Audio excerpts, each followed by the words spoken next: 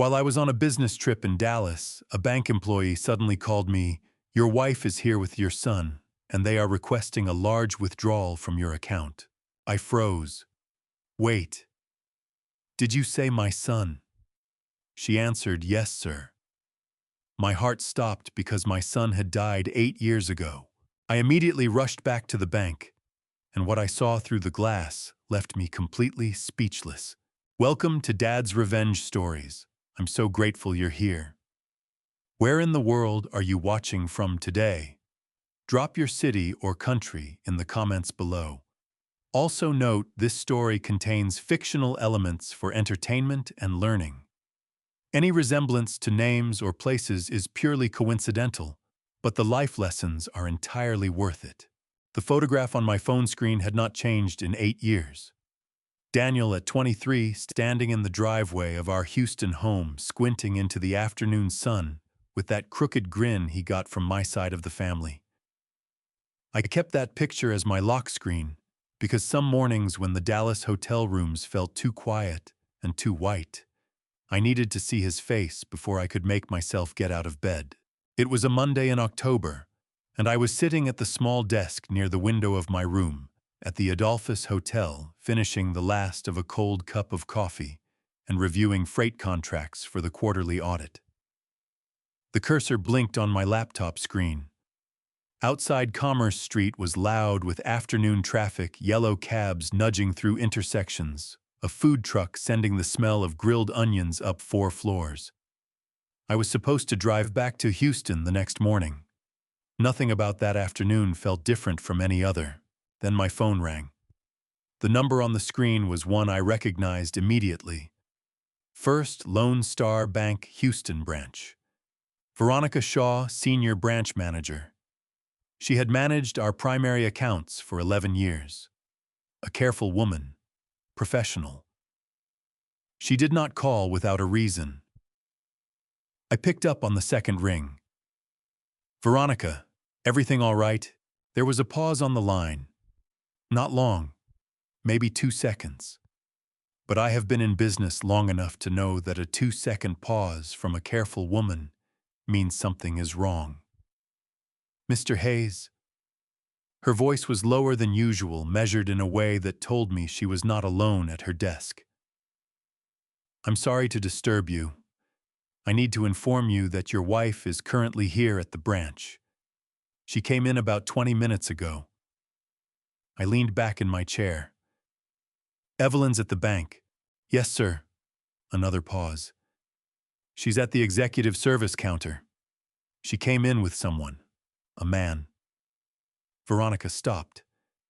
I heard her draw a slow breath. "Mr. Hayes, she introduced him as your son, as Daniel." The coffee cup in my left hand tilted. I caught it before it fell, but just barely. I set it on the desk carefully, the way you set something down when your hands have stopped trusting themselves.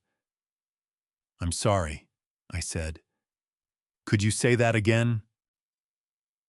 The gentleman with her presented identity documents under the name Daniel Hayes, claiming his official records were recently restored, and Mrs. Hayes verified him as your son.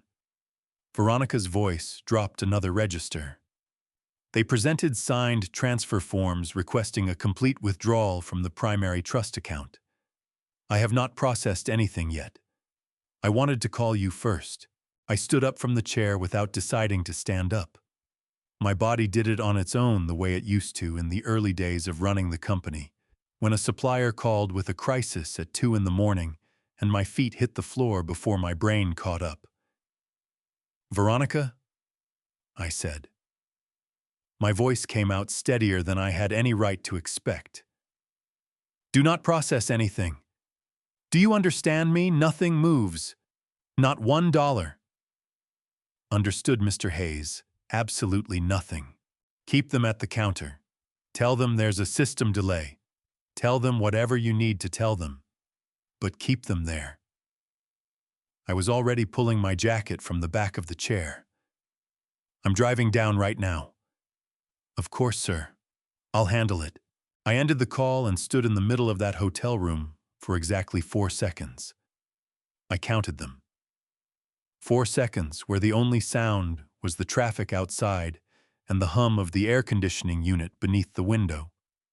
4 seconds where I held the phone against my chest and felt something cold move through me, starting at the base of my spine and spreading outward until my fingertips went numb.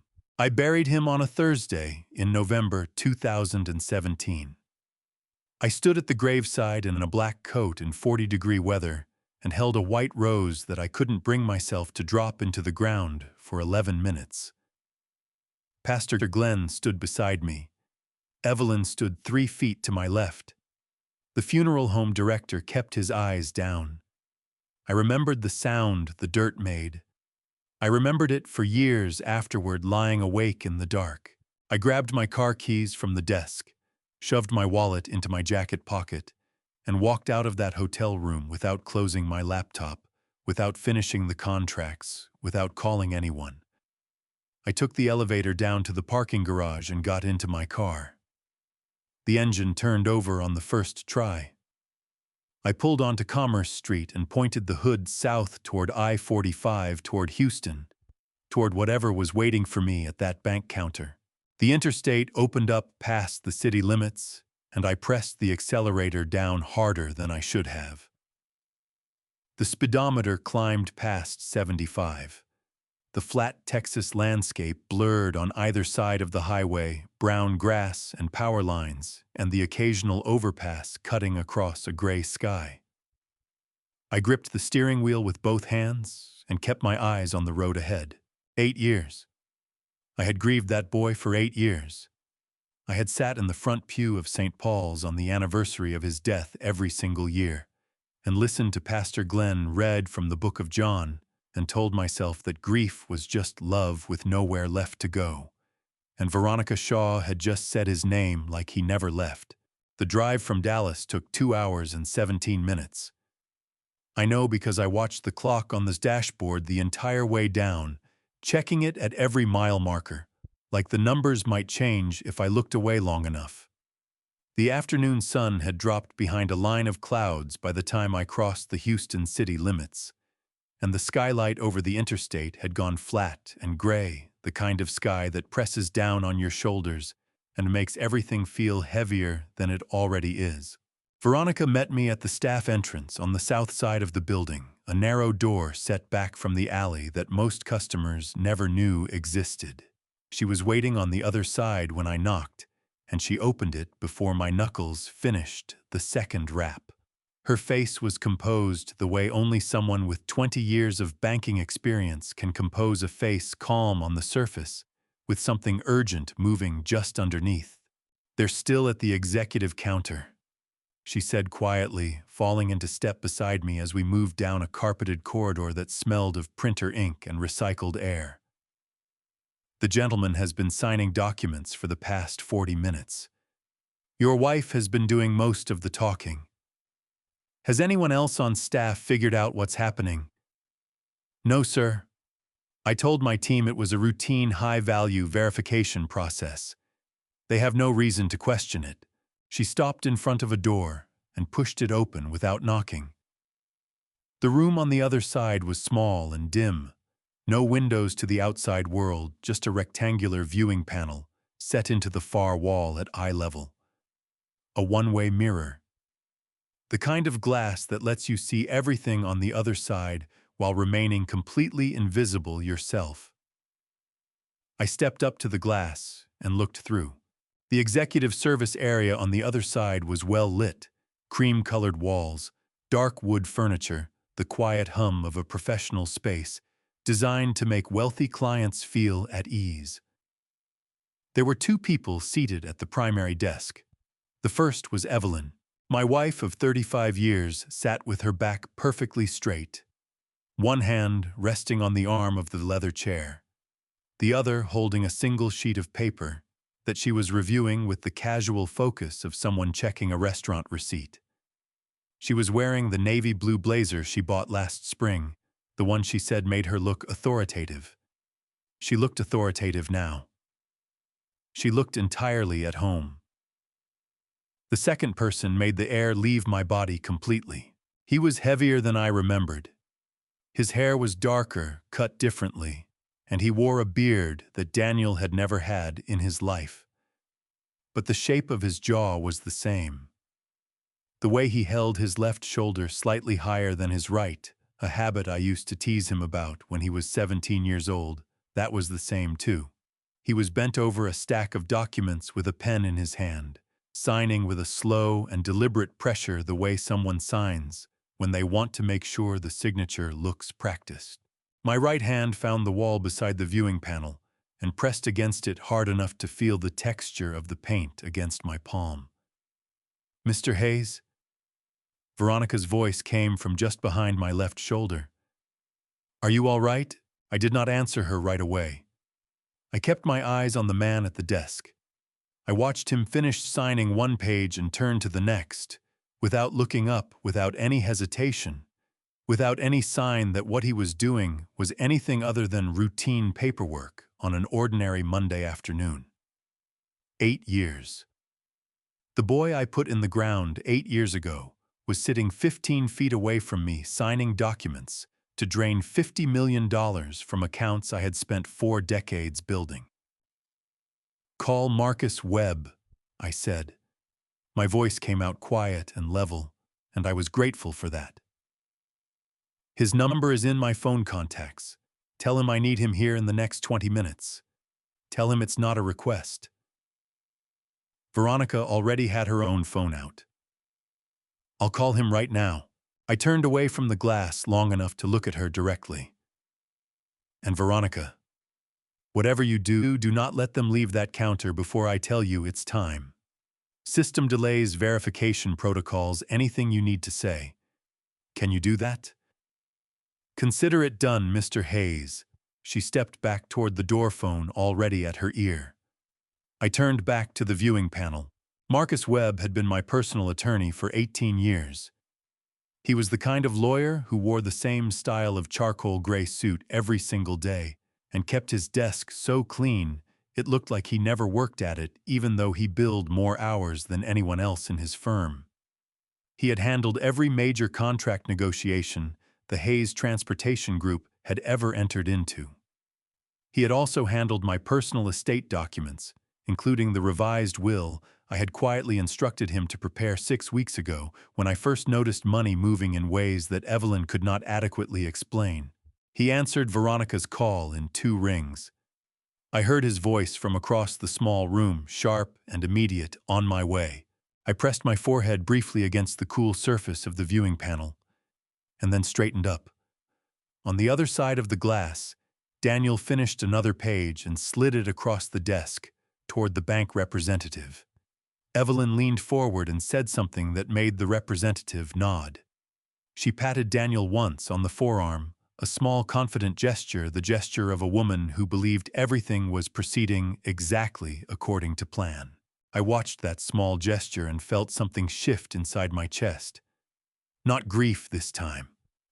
Not shock. Something colder and much more deliberate.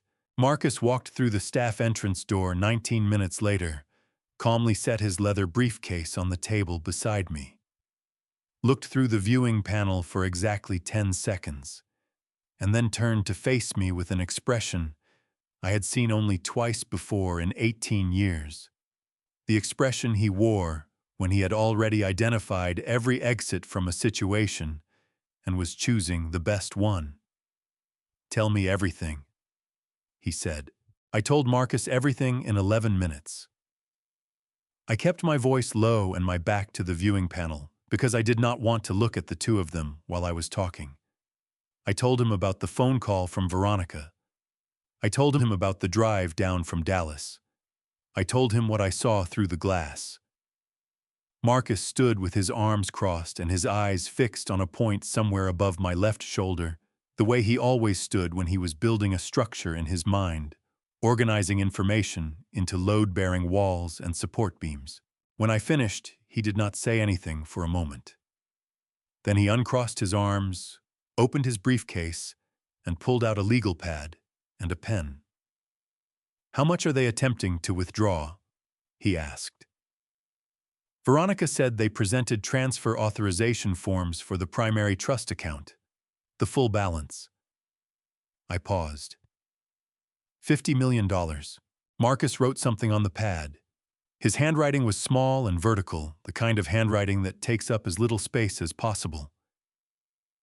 And the man at the counter. You are certain it is Daniel? It was not a question, but I answered it anyway. I am certain, he nodded once. Then here is what we are going to do. He turned toward Veronica, who had been standing near the door, with her hands folded in front of her patient, and absolutely still. Mrs. Shaw. Are you familiar with the deferred confirmation protocol? Veronica straightened slightly. We call it a shadow transaction internally. It is used when our fraud detection unit needs to create the appearance of a completed transfer while the actual funds remain frozen in a restricted internal ledger.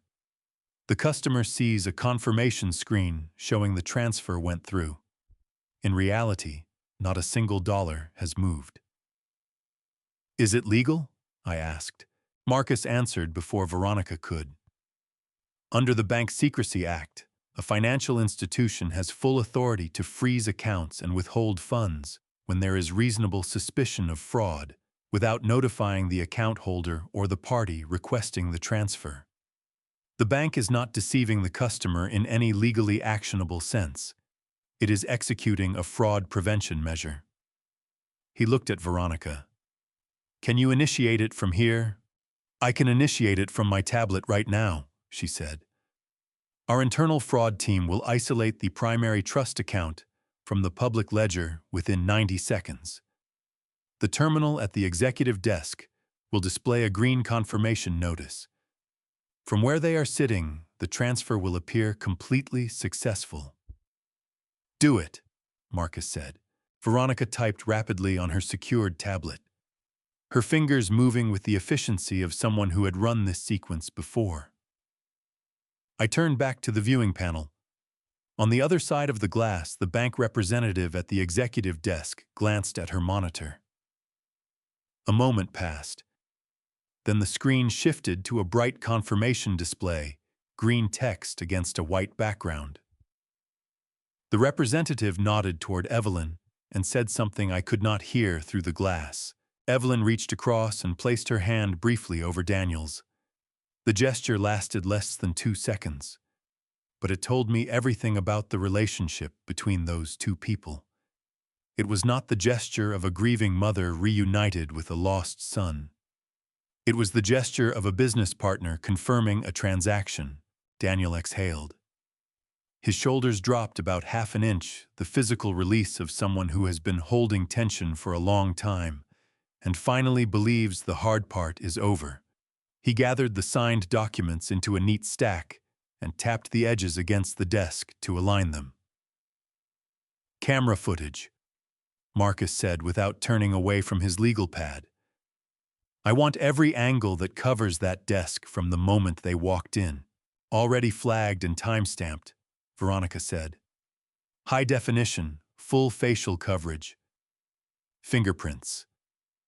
The documents Daniel signed were printed on treated paper. Our fraud team applies it to high-value authorization forms as a standard precaution. Every surface he touched has recoverable prints. Marcus wrote 2 more lines on the pad. Good. That gives us visual identification, a biometric record, and a signed paper trail connecting him directly to an attempted fraudulent withdrawal. That is enough for a criminal referral tonight, if we need it. He finally looked up from the pad and turned to me. Richard, I need you to understand something. If you walk through that door right now and confront them, they walk. Their attorney will argue emotional distress, mistaken identity, 100 different angles. We will spend 2 years in civil court, and they will spend that time moving whatever assets they can reach. I looked through the glass. Evelyn was standing now, smoothing the front of her blazer with both hands. Daniel was putting on his jacket. They were preparing to leave. Two people who believed they had just collected $50 million and had the rest of their lives ahead of them. So we let them go, I said. We let them go, Marcus confirmed. We let them walk out of this building believing they have already won, and then we build a case around them that has no exits. Veronica stepped up beside me as Evelyn and Daniel moved toward the lobby. Through the glass, I watched my wife push open the door to the main banking floor. Watched her tuck her handbag under her arm. Watched her say something to Daniel that made the corner of his mouth lift. They did not look back. There was no reason for them to look back. The lobby door closed behind them. Let them celebrate, Marcus said quietly, capping his pen. The clock is already ticking. I kept my eyes on the empty chairs at the executive desk.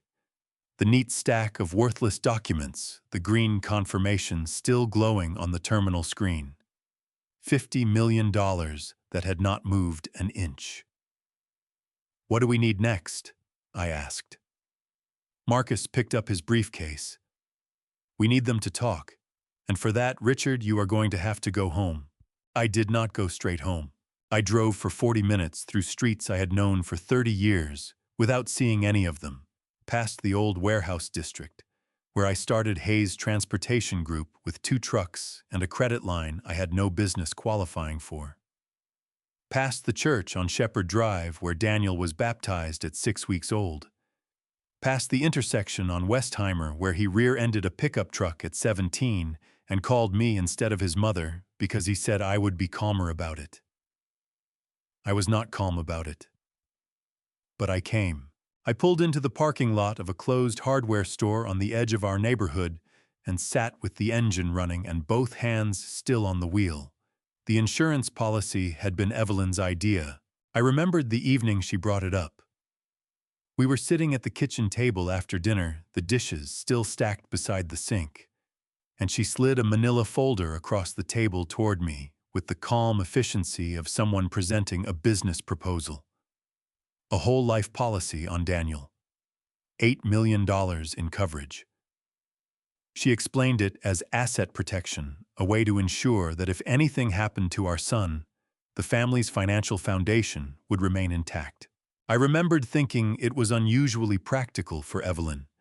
She had never shown much interest in the financial architecture of the family before. But I signed the paperwork without asking enough questions, because that was the kind of husband I was. I trusted her the way you trust the ground under your feet. You do not examine it. You simply walk on it and assume it will hold. Daniel was 22 at the time. Young, healthy, working his first real job in the logistics division of our company. There was no particular reason to insure his life for $8 million, but Evelyn said it was responsible planning. And I believed her because responsible planning was something I understood and respected, and because the alternative questioning my wife's motives for wanting to protect our son was not something that occurred to me as necessary. 3 years later, Daniel started losing money. It began with outside investments, the kind of deals that sound credible when someone with a good education and a confident manner describes them over lunch. Private equity in a tech startup, a real estate partnership in Austin. Each one returned nothing. Each one cost more than the last. And because Daniel was drawing from the company's operational accounts to cover his personal losses by the time I discovered what was happening, the shortage had reached $400,000. I sat across from him in my office and listened to him explain himself for 20 minutes. He did not cry. He did not ask for forgiveness.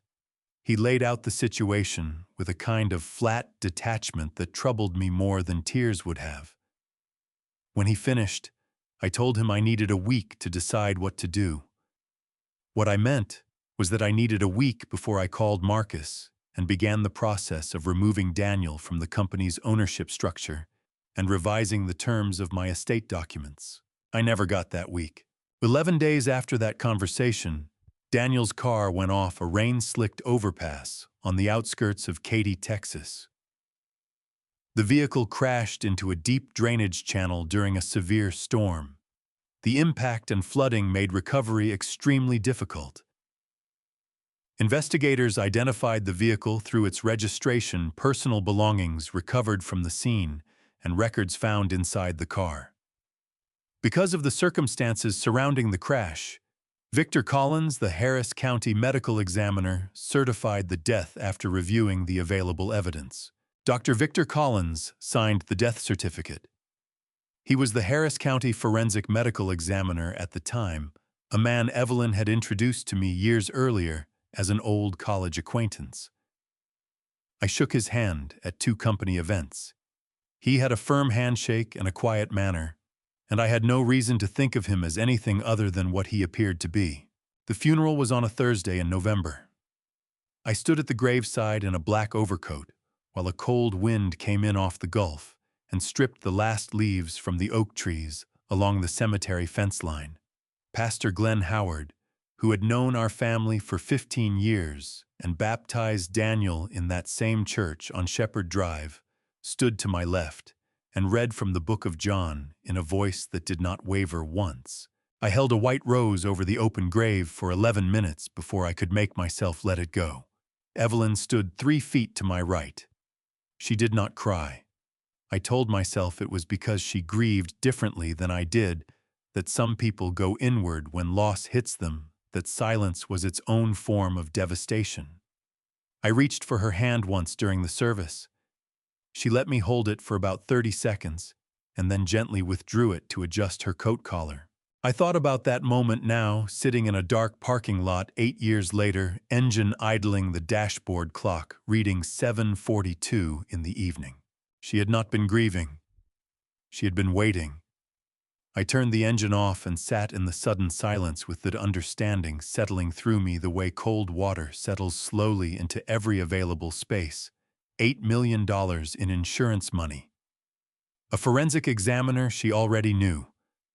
A son who had just become a liability to the estate. All of it planned. Every piece of it. I got out of the car, buttoned my jacket against the October air, and started walking toward home. I needed to be inside that house before Evelyn got back. I needed to look at it with the eyes I should have been using for the past 8 years. The front door of our house opened with the same sound it had made for 22 years, a soft resistance followed by a click that I had stopped hearing sometime around the turn of the century. Tonight I heard it. I heard every small thing about that house as I stepped inside and pulled the door shut behind me. The way the entryway tiles held the cold from outside. The faint smell of the candle Evelyn burned in the kitchen on weekend mornings. The particular silence of a house that has been empty for several hours and has settled back into itself. I did not turn on the overhead light. I reached for the lamp on the hall table instead, the one with the amber shade that threw a warm circle across the entryway floor, and I stood there for a moment, letting my eyes adjust. The living room was to my left. I had not meant to go in there first. My intention was to go to the kitchen, pour myself a glass of water, sit at the table, and think through what Marcus and I had discussed before Evelyn came home. But my feet carried me left instead of straight, the way feet sometimes do when the body knows something.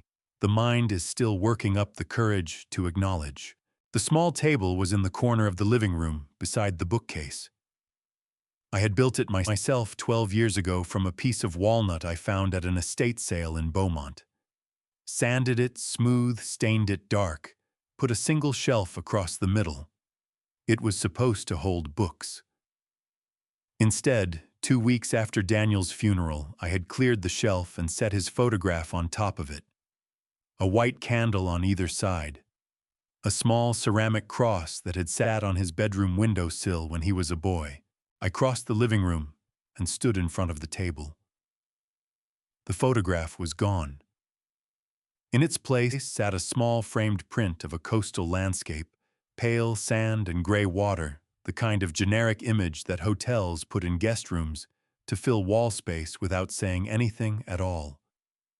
It was positioned precisely where Daniel's photograph had stood for 8 years, centered between the two candle holders, which were still there, but held new candles that had never been lit. I picked up the framed print and turned it over. A price sticker on the back. $12 from a home goods store on Westheimer. I set it back down carefully, the way you set something down when the act of handling it any further feels like a contamination. I thought about every Tuesday morning for 8 years. I set them in a small vase beside his photograph every week and removed the old ones when they faded. Evelyn had never once joined me at this table. I had told myself it was because grief takes different shapes in different people. Some people need ritual. Some people need distance. I had respected what I believed was her distance. She had not been keeping her distance. She had known there was nothing to grieve. I turned away from the table and walked to the armchair near the window, the one I sat in on Sunday evenings to read. I lowered myself into it slowly, the way my body had started insisting on in the past few years, and I sat with my hands resting on my knees and looked at that coastal landscape print sitting between two unlit candles where my son's face used to be.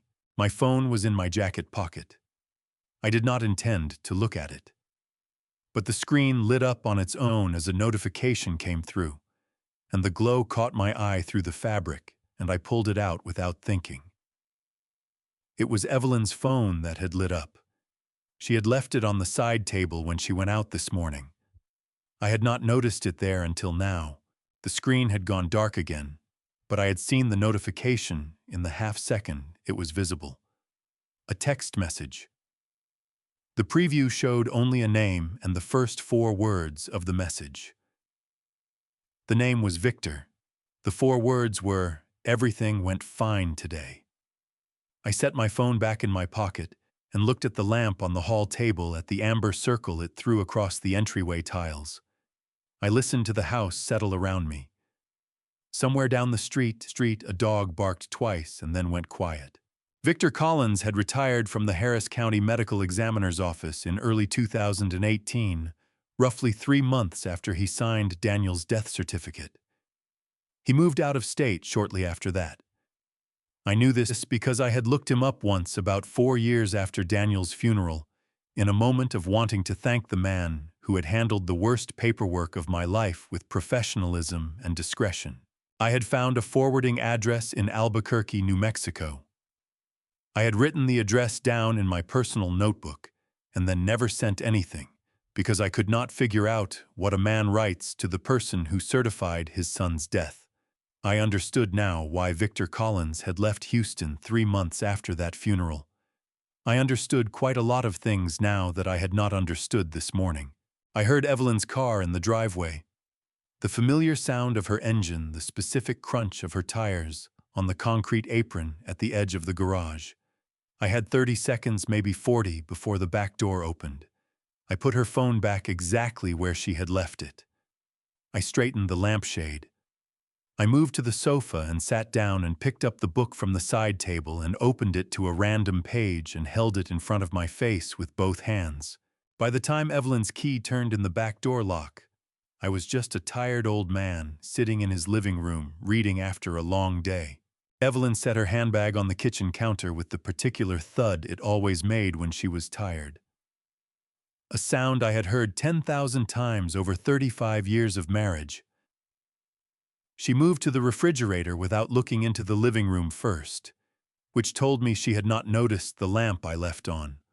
Or if she had, she did not find it unusual enough to mention. "You're home early," she said, pulling out a pitcher of iced tea and setting it on the counter. I lowered the book to my lap and turned my head toward the kitchen doorway. Dallas wrapped up faster than I expected. Decided to drive back tonight. She poured herself a glass without offering me one. "You should have called. I would have made dinner." "I ate on the road," I said. "Don't worry about it." She carried her glass into the living room and sat in the chair across from mine, the one near the fireplace that she had always preferred, because it caught the warmth better in winter. She looked tired. not the tired of a woman who had spent the afternoon managing a complicated financial crime. Just ordinary tired, the surface kind, the kind you wear like a mask when the real work of the day is something you cannot discuss. We sat there for about 10 minutes. She talked about a neighbor's landscaping renovation. I made the appropriate sounds. My eyes drifted once to the corner of the room where the coastal landscape print sat between the two unlit candles, and I pulled them back before she could notice. When she went upstairs to change, I waited until I heard the bedroom door close. Then I took my phone from my jacket pocket and called Tommy Briggs. Tommy had been driving for me since 2005. He was 58 years old, built like a man who had spent his 20s doing physical work, and his 50s doing careful work, broad through the shoulders, with hands that were always steady and eyes that noticed things without making a production of noticing them. He had driven Daniel to school twice a week during Daniel's senior year of high school, when our second car was in the shop for a month and Evelyn was traveling. Tommy never talked much. That was one of the things I valued most about him. He picked up on the first ring. "Mr. Hayes, everything all right?" "I need to ask you something," I said, keeping my voice low. "And I need you to tell me exactly what you remember without editing anything out, because you think it might upset me." A pause. "All right." "You told me once, maybe 2 years ago, that you saw Evelyn somewhere unexpected. I remember you started to say something about it and then stopped. I think I changed the subject." I had changed the subject because at the time I was late for a meeting and the comment had not seemed important. "I need you to tell me what you saw." Tommy was quiet for a moment. Not the quiet of someone deciding whether to lie, but the quiet of someone pulling up an exact memory and making sure they had it right before speaking. "It was a Tuesday," he said. "Late afternoon, around 4:30. I was coming back from dropping the Hendricks contracts at the courier office on Milam Street. I took Elgin across to get back to the garage, and I stopped at the light at the corner of Elgin and Midtown Boulevard." He paused. "Mrs. Hayes was coming out of the Caldwell Tower. That building on the east side of Midtown, the one with the blue glass on the lower floors. I knew the building.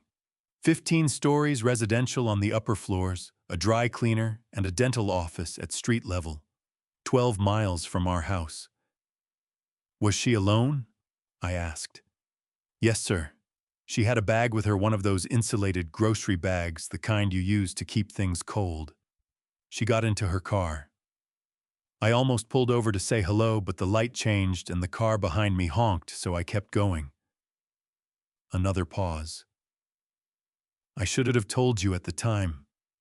"I'm sorry, Mr. Hayes. You have nothing to be sorry for," I said. "Tommy, I need you to go to that building tomorrow morning, early, before 7.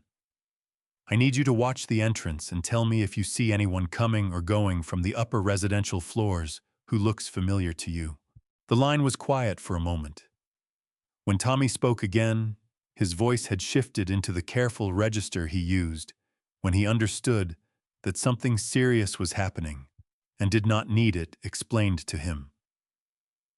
"I'll be there at 6, he said. "One more thing." I stood up from the armchair and moved to the window looking out at the dark street. The insurance money, after Daniel died. Evelyn said she was setting up a memorial fund with the payout, $8 million. Did you ever hear anything about that fund, a scholarship, a donation, anything? Tommy took his time answering. "No, sir," he said finally.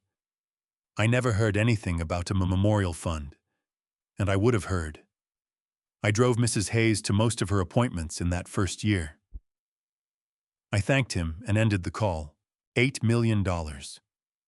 No memorial fund, no scholarship, no donation.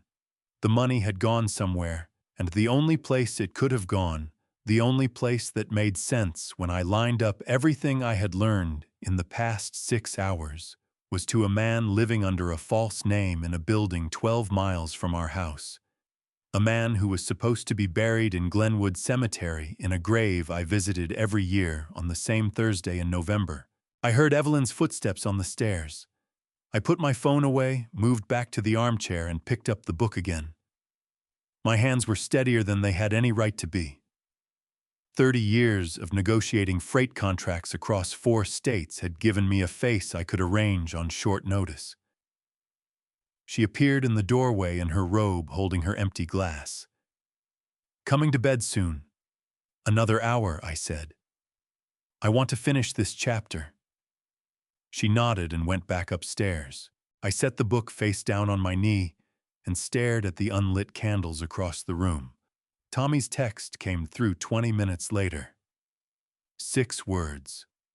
"Light on in Unit 414.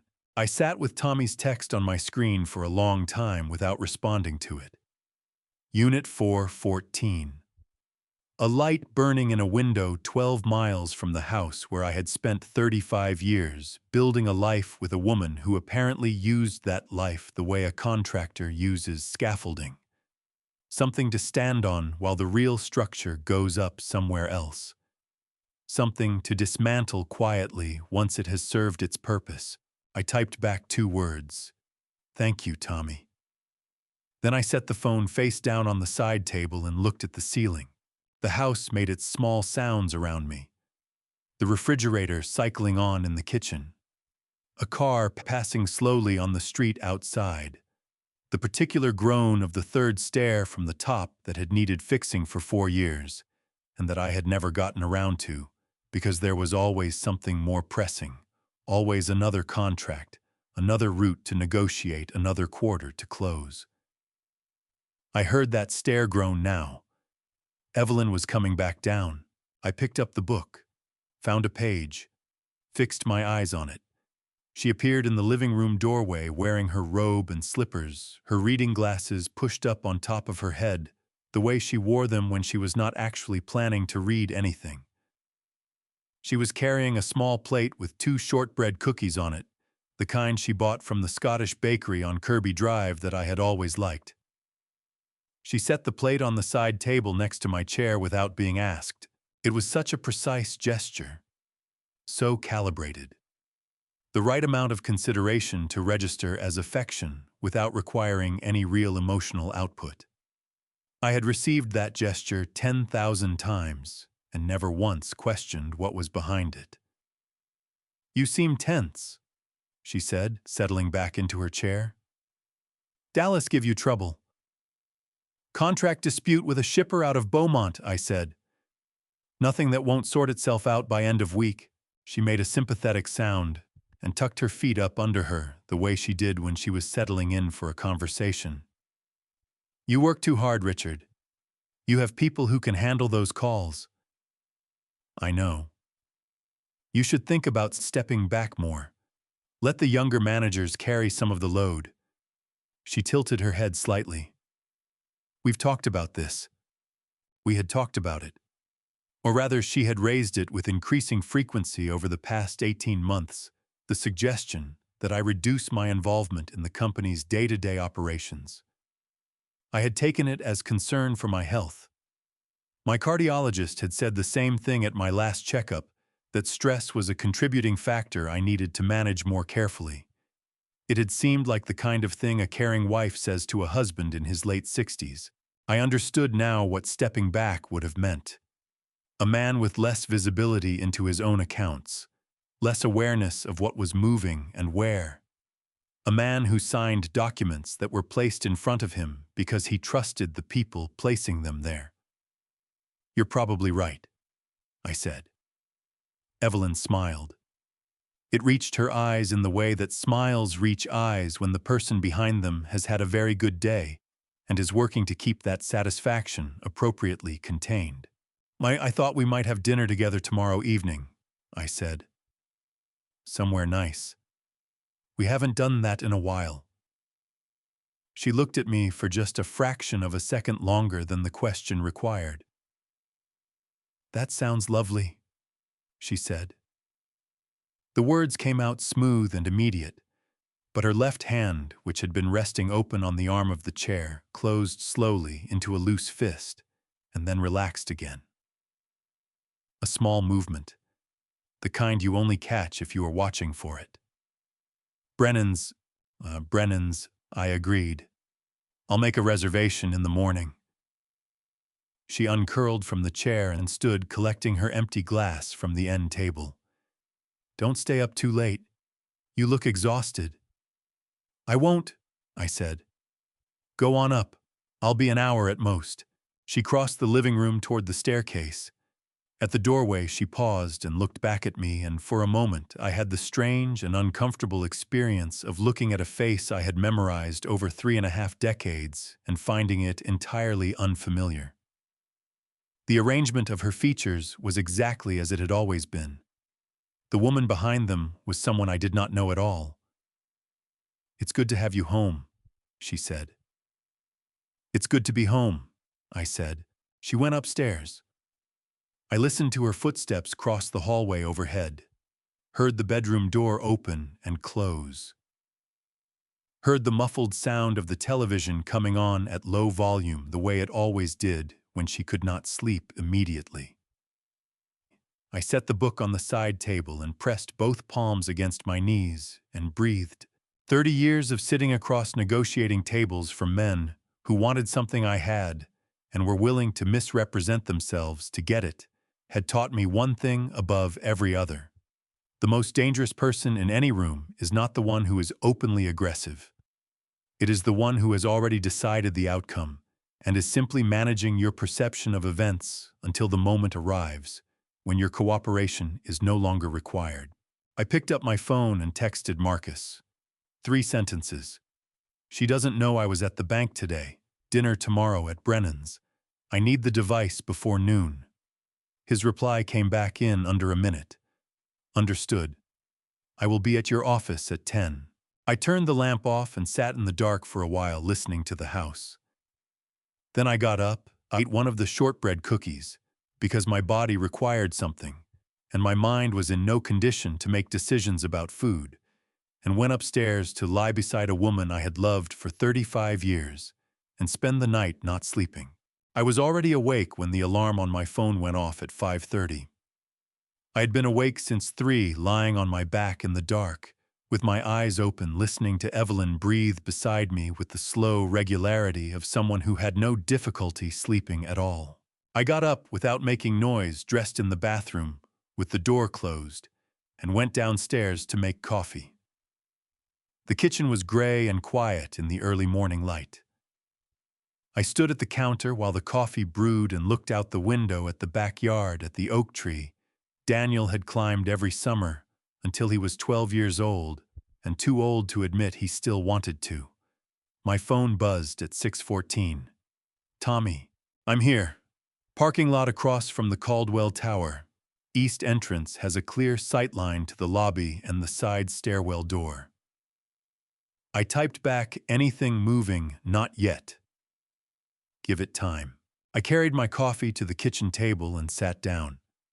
I opened the folder Marcus had sent to my email late the previous night, a preliminary document outlining the legal framework we were building. Identity fraud under Texas Penal Code, Section 32.51 carried a sentence range depending on the value of the assets involved.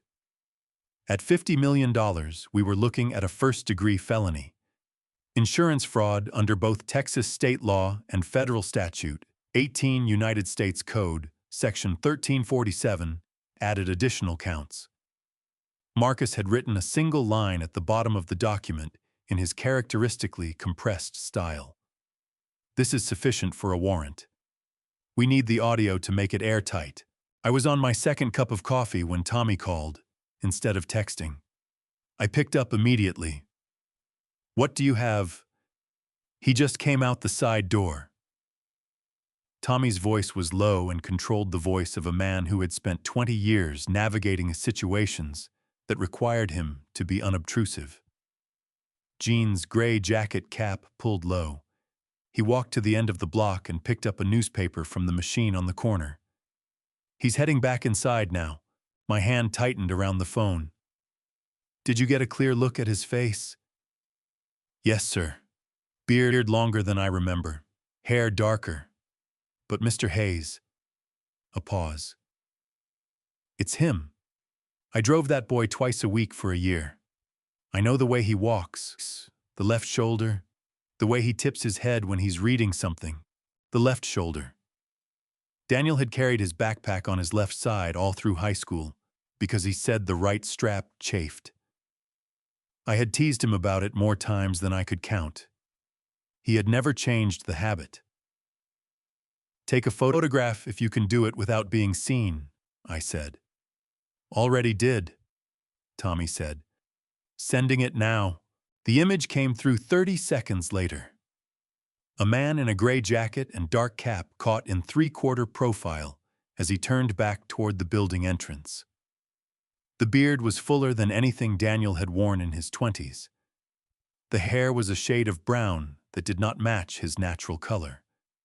But the jaw was the same. The particular angle of the nose was the same. And the left shoulder was pulled up just slightly higher than the right, exactly as it had always been. I set the phone on the table and pressed 2 fingers against the bridge of my nose and held them there. 8 years. Daniel had been 10 miles from our house, 12 at the most, for 8 years. Every November when I drove to Glenwood Cemetery and stood at his grave and said whatever it is a man says when he is talking to a headstone that marks nothing, Daniel had been 12 miles away in a building with blue glass on the lower floors, reading a newspaper he picked up from a machine on the corner. I picked the phone back up. The mailbox, I said. Did you see a name on it? Hal D. Warren, Tommy said. Unit 414, D. Warren. Daniel had used the first initial of his real name and taken his middle name Warren as his surname. It was the kind of alias that required almost no imagination, which told me either that Daniel did not think he needed to be particularly clever about it, or that Evelyn had arranged the paperwork in a hurry, and he had gone along with whatever she set up. Either possibility said something about the dynamic between them that I did not want to examine too closely right now.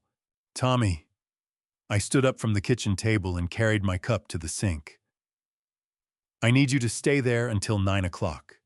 Note anyone who comes or goes from that unit. Do not approach the building. Do not let him see you. Understood. And Tommy. I turned the tap on and rinsed the cup slowly. Thank you. I mean that. He was quiet for a moment. Mr. Hayes, I've been driving for you for 20 years. You have always been straight with me. Whatever you need to get through this, I'm here. He paused. That boy was never good enough for what you gave him. I thought so at the time, and I think so now. I turned the tap off and stood at the sink with the empty cup in my hand. My throat tightened in a way that had nothing to do with grief and everything to do with the specific exhaustion of a man who has just been told something he already knew but had not yet allowed himself to feel. I'll call you at 9, I said. I set the cup in the drying rack, picked up my jacket from the back of the chair, and checked the time. 8:40. Marcus would be at my office in an hour and 20 minutes. I took one more look around the kitchen, at the coffee maker Evelyn had chosen, at the curtains she had hung, at the calendar on the wall with her handwriting filling in the dates, appointments, and reminders and small domestic notations that made a life look organized and intentional from the outside. I buttoned my jacket and walked out the front door into the October morning. The air was cool and carried the particular smell of Houston in autumn exhaust and cut grass and something faintly mineral from the bayou 2 streets over. I stood on the front step for a moment and looked at the oak tree in the yard. Then I got in my car and drove to the office to meet Marcus. Marcus was already in my office when I arrived. He had his briefcase open on the conference table and 3 separate folders arranged in a precise row in front of him, the way he always organized a working session left to right in the order he intended to address things. A cup of coffee sat at his right elbow untouched, and probably cold.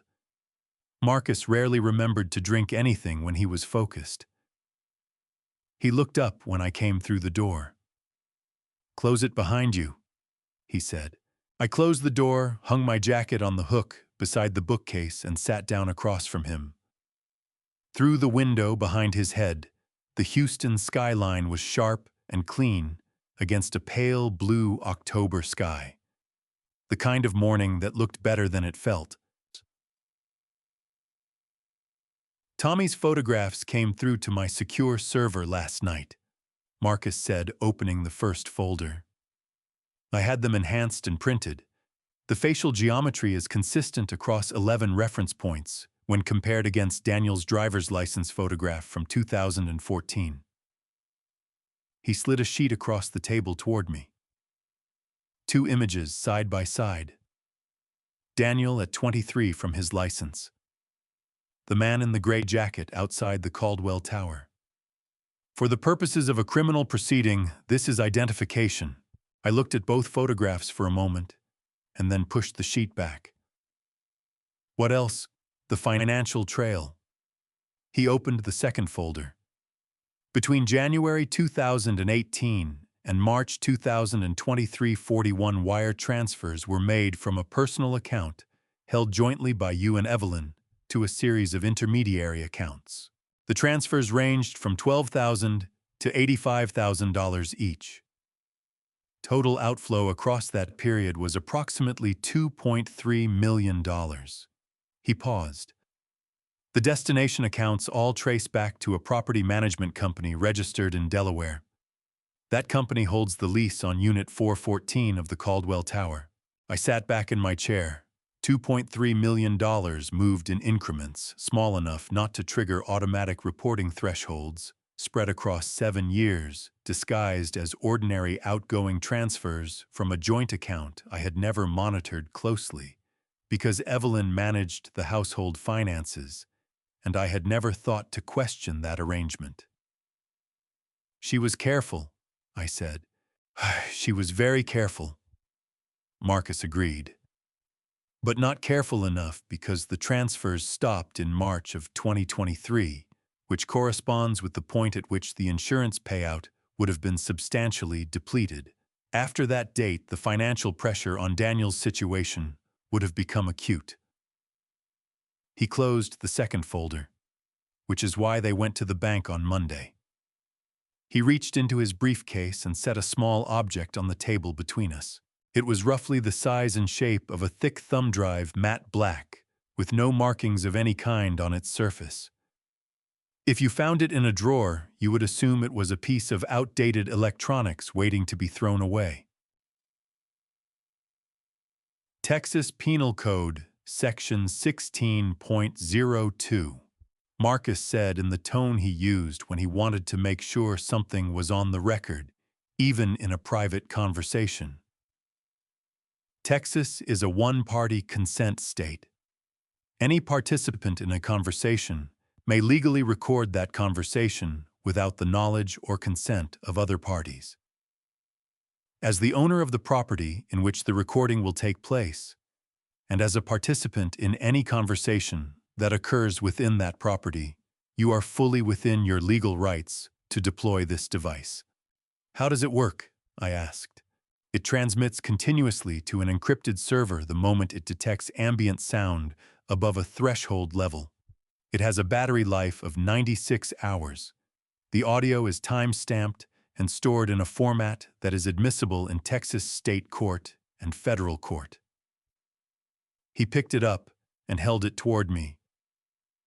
"Place it somewhere with a clear line to the center of whatever room Evelyn uses most frequently when she is on the phone. The kitchen, the living room, not the bedroom." I took the device from him. It weighed almost nothing. "Marcus." I turned it over in my palm. "The Collins connection. Where are we on that?" He opened the third folder. Victor Collins retired from the Harris County Medical Examiner's Office in February of 2018, 3 months after signing Daniel's death certificate. He relocated to Albuquerque, New Mexico, where he has maintained a low profile for the past 7 years. Marcus set a printed page in front of me, a column of dates and dollar amounts. However, between 2017 and 2021, 11 payments were made. From a personal account registered to Evelyn to a consulting firm called VPC Medical Advisory Services. The registered agent of that firm is Victor Paul Collins, $340,000 total, paid in installments across 4 years, to a company with Victor Collins's initials in the name. The kind of arrangement that looked like professional consulting fees from a distance and looked like payment for falsified death records from anywhere closer. "Can we move on, Collins?" I asked. "I have already been in contact with a colleague at the federal level," Marcus said. Given the interstate nature of the payments and Collins's current residence in New Mexico, this falls under federal jurisdiction. A request for a search warrant on his Albuquerque residence is being prepared. We are looking at 48 hours. I set the recording device on the table and pressed one finger lightly against its surface. 96 hours of battery, $2.3 million in hidden transfers, 48 hours until Collins. Everything was moving. All of it at once in different directions, converging on the same point. "Tonight," Marcus said, standing and beginning to reassemble his folders. "You need to place that device before Evelyn gets home. And then you need to behave exactly as you have been behaving. Tired, distracted, a man carrying ordinary burdens." I picked up the device and closed my hand around it. "That part I can manage," I said. Marcus almost smiled. For Marcus, almost was considerable. I had placed the recording device behind the base of the lamp on the side table in the living room at 4:30 that afternoon, while Evelyn was at her Tuesday yoga class. The lamp was a heavy brass piece she had bought at an antique market in Galveston 8 years ago, and had never once moved since the day she set it down. I pressed the device against the back of the base where the brass met the wall, checked the angle twice to confirm it had a clear line to the center of the room, and then went upstairs to change into a suit jacket before she got home. Brennan's of Houston occupied a 19th-century Creole cottage on Dunleavy Street, in the Upper Kirby neighborhood, a restaurant that had been serving the same city for decades, with the kind of quiet confidence that comes from knowing exactly what it is and having no interest in being anything else.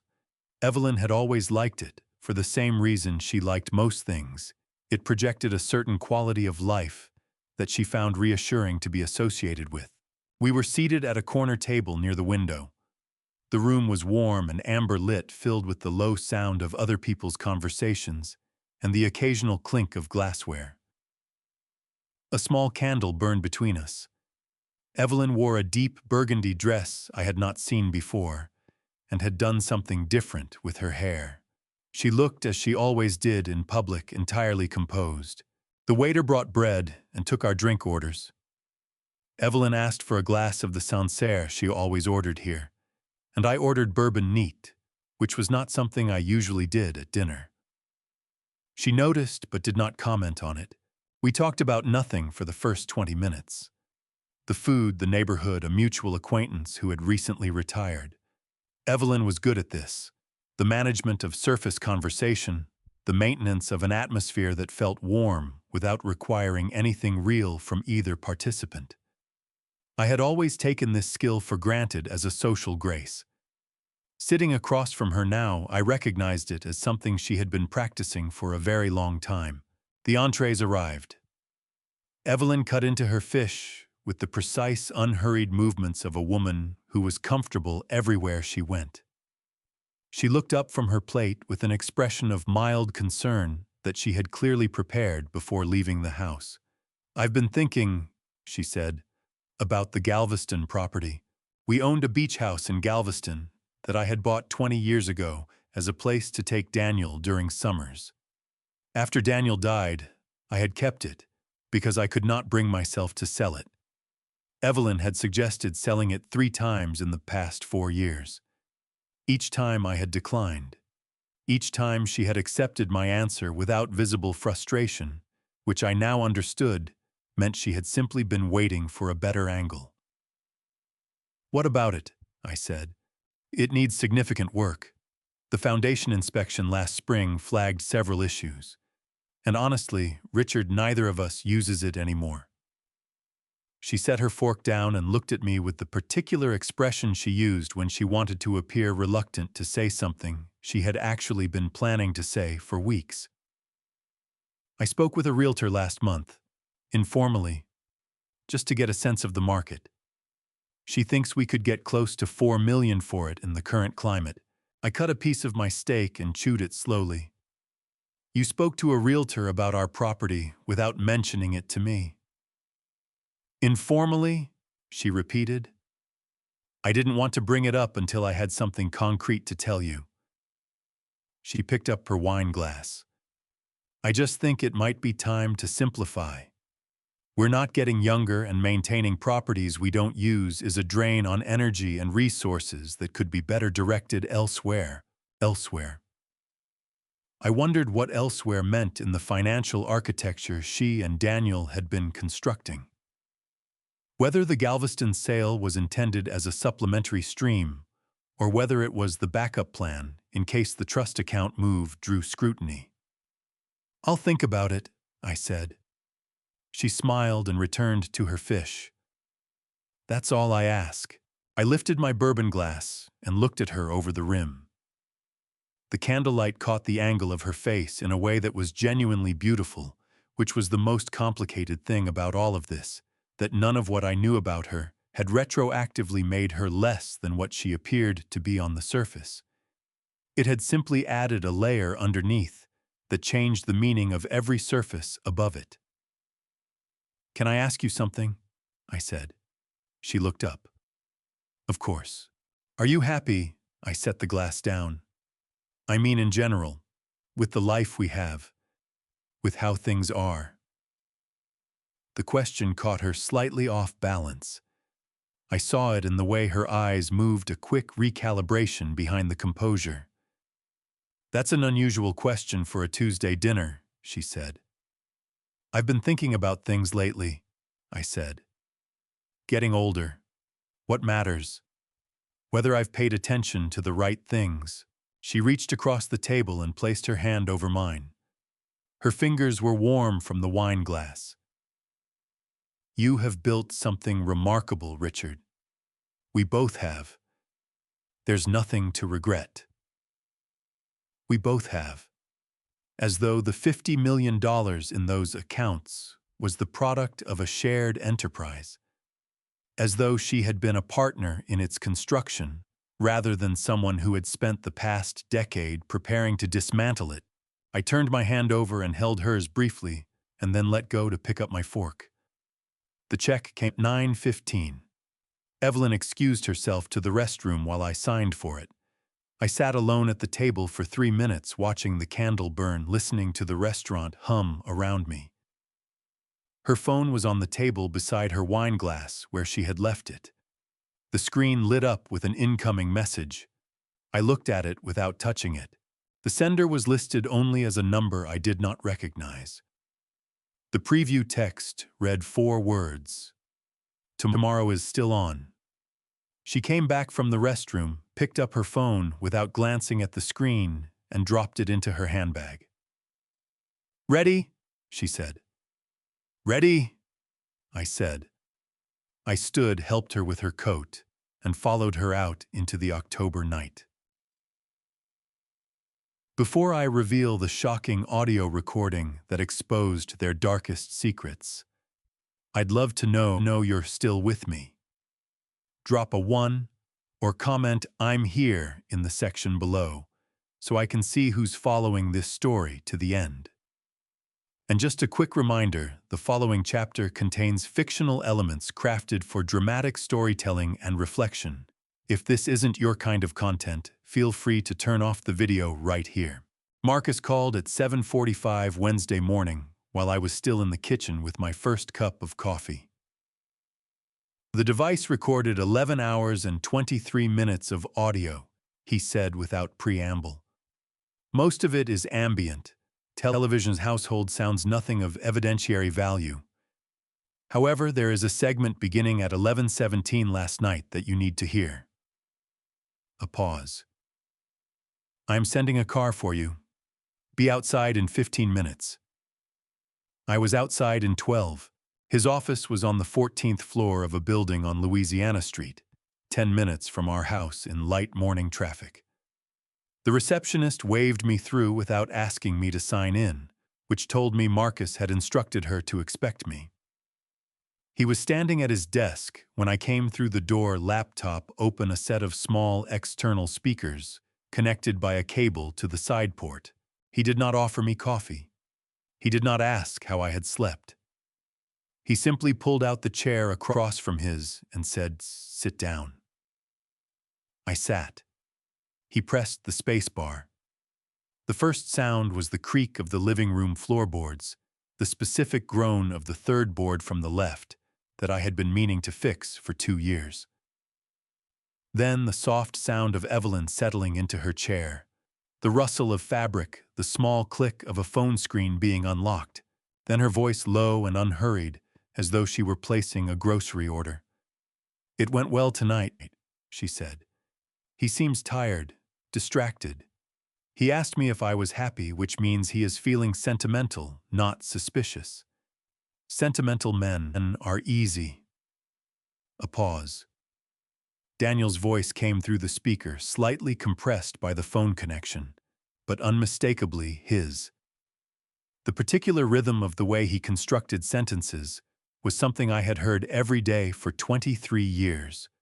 "Did he say anything about the bank?" Daniel asked. "Nothing. Not one word.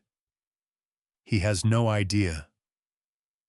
Evelyn's voice carried a lightness that I recognized from 35 years of marriage as the sound she made when something had gone exactly as she planned. "He actually cried a little at dinner. Asked me if I thought we had built something good together. You can imagine." Daniel made a sound that was not quite a laugh.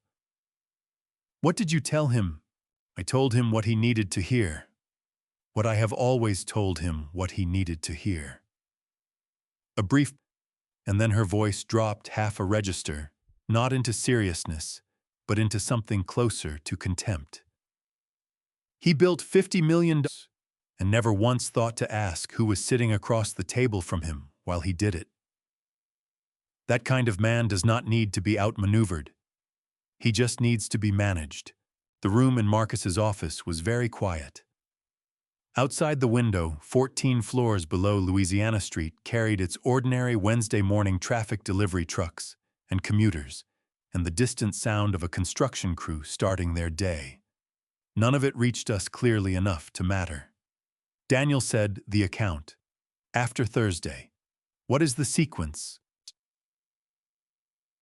"The trust releases to the holding account first," Evelyn said. "From there it moves in 3 tranches over 72 hours to the 2 offshore accounts and the domestic LLC. By the time anyone looks closely, the domestic trail ends at the LLC, and the offshore portion is outside the reach of standard discovery." Another pause. "We have been planning this for 8 years, Daniel. It will take 3 days to complete, and then it is finished." "And him," Daniel said. Evelyn took a moment before answering. "Once everything is settled, we retain the conservatorship attorney to file the capacity petition. With the medical documentation in place, the court appoints a guardian. At that point, his access to any remaining accounts is suspended pending the evaluation." Her voice was entirely level, the way a voice is level when the person speaking has rehearsed the words often enough that they no longer carry any weight. "There is a facility in Pearland that Marcus recommended before we parted ways with him. Private rooms, good staff. He will be comfortable." Marcus's hand moved to the space bar and stopped the playback. The silence that followed lasted approximately 4 seconds. I know because I counted them the same way I had counted the seconds in the Dallas hotel room 2 days ago, when Veronica Shaw first said Daniel's name. 4 seconds was apparently the amount of time my body required to absorb something it had no framework for processing. A facility in Pearland. A conservatorship petition. Medical documentation already prepared by a physician they had retained before they parted ways with Marcus, which meant they had approached my own attorney, first been refused, and gone elsewhere, without my knowledge. They had planned to take the money, declare me incompetent, and put me in a care facility 20 minutes from my own house. I pressed both palms flat against the surface of Marcus's desk and looked at the laptop screen. The audio timeline showed 40 more minutes of recorded conversation that we had not yet reached. "Is that enough?" I asked. My voice came out quieter than I intended. Marcus looked at me steadily. "For the criminal referral, yes. For the conservatorship petition to be dismissed, yes. For the warrant, yes." He closed the laptop gently. "But I want to give you a moment before we continue." "I do not need a moment," I said. He studied my face for 2 seconds. Then he opened the laptop again. "There is one more segment," he said. "Recorded at 12:44 this morning. You need to hear it before we proceed." His finger moved to the spacebar. I straightened in the chair, set both hands on my knees, and looked at the speaker. "Play it," I said. The recording began with the sound of a drawer opening, not the living room. The audio timestamp placed this segment at 12:44 in the morning, which meant Evelyn had waited until she was certain I was asleep before moving through the house.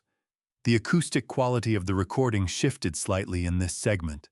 A narrower sound, less ambient room noise, which Marcus explained, meant she had moved into the kitchen, where the ceiling was lower and the walls closer together.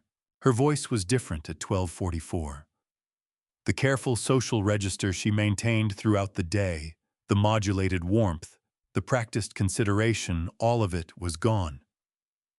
What remained was something I could only describe as operational. She was not performing for anyone. She was working. "It needs to move faster," she said, without greeting. "The bank delay is going to prompt questions if it extends past Thursday. Richard is not as distracted as I told you. He asked me tonight whether I was happy." A pause. "That is not the question of a distracted man." The voice on the other end of the call was not Daniel's. It was older male, careful in a different way, the carefulness of someone who understood exactly how much trouble the conversation they were having could cause them. Victor Collins said, "The evaluation is complete. I submitted the final documentation to the courier this afternoon. It will reach the filing attorney by 10 tomorrow morning." "And the language around the cognitive assessment," Evelyn said. "It reflects the collision injury. It reflects a pattern of cognitive decline consistent with moderate traumatic brain injury sustained in a motor vehicle accident approximately 20 months ago," Collins said. "The timeline is medically plausible. The conclusions are unambiguous. Any judge reviewing it will see exactly what we need them to see." Marcus stopped the playback. The silence in his office had a different quality from the silence 4 seconds ago. That silence had been shock. This one was something colder and more purposeful, the silence of two men who have just heard exactly what they needed to hear and are now deciding what to do with it. I looked at Marcus. He submitted documents to a filing attorney last night, Shakita, which means the conservatorship petition could reach the court clerk as early as this morning. Marcus was already reaching for his phone. "We need to move today, not Thursday." He made 3 calls in the next 9 minutes. I sat across from him and listened to each one. The first was to the federal contact he had mentioned 2 days ago, a financial crimes investigator named Hendricks at the Houston field office. Marcus outlined the Collins recording in precise terms, cited the relevant federal statutes, and confirmed that the audio file was available for immediate transfer to the investigator's secure server. Hendricks asked 2 questions, and then said the warrant application for the Albuquerque residence would be expedited to within 24 hours. The second call was to the Davidson County Records Office, which Marcus corrected immediately to the Harris County District Clerk, to request an emergency flag on any conservatorship filing submitted under Richard Hayes as the subject. If the filing arrived, it would be held for judicial review rather than processed automatically. The third call was to a neurologist named Dr. Patricia Owens at Houston Methodist Hospital, whom Marcus described as board-certified with 30 years of clinical experience and no professional relationship with anyone connected to this matter. He scheduled an emergency cognitive evaluation for me at 2 o'clock that afternoon. An independent assessment completed by a credentialed physician before the petition reached a judge would directly contradict Collins's fabricated conclusions. When the third call ended, Marcus set his phone on the desk and looked at me. The Collins documentation establishes 3 separate criminal exposures, he said, opening the third folder from our earlier session and adding 2 new pages to it.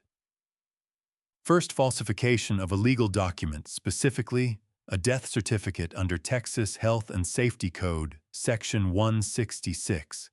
Second, federal insurance fraud under 18 United States Code, Section 1347, relating to the $8 million payout Evelyn received following the fraudulent death certification. Third, submission of a false medical evaluation to a court of law, which constitutes fraud upon the court and obstruction of justice under federal statute. He aligned the new pages with the existing documents and closed the folder. Victor Collins, he said, has not practiced medicine in 9 years. He has been living on the payments Evelyn made through VPC Medical Advisory Services and whatever savings he accumulated prior to his retirement. The money stopped 2 years ago when Evelyn's personal accounts were depleted. He has been waiting for this final payment, which he will not receive, I said. Which he will not receive, Marcus confirmed. I stood and walked to the window. 14 floors below, a delivery driver was arguing with a parking enforcement officer beside a double-parked truck, gesturing at a clipboard with the particular frustration of someone who believes the rules are being applied unfairly to them specifically. An ordinary Wednesday morning grievance on an ordinary Wednesday morning street. There is one more thing, Marcus said from behind me. I turned. He had opened his briefcase and removed a manila envelope which he placed on the desk between us. When the investigators searched the courier records this morning to locate the Collins submission, they cross-referenced the filing attorney's address. He pushed the envelope toward me. The attorney Evelyn retained for the conservatorship petition is based in Galveston, the same city where you own a beach house, the same city where the realtor she spoke to last month operates. I picked up the envelope, but did not open it. She was liquidating everything simultaneously, I said. Everything simultaneously, Marcus confirmed. My phone buzzed on the desk. A text from Veronica Shaw at First Lone Star Bank.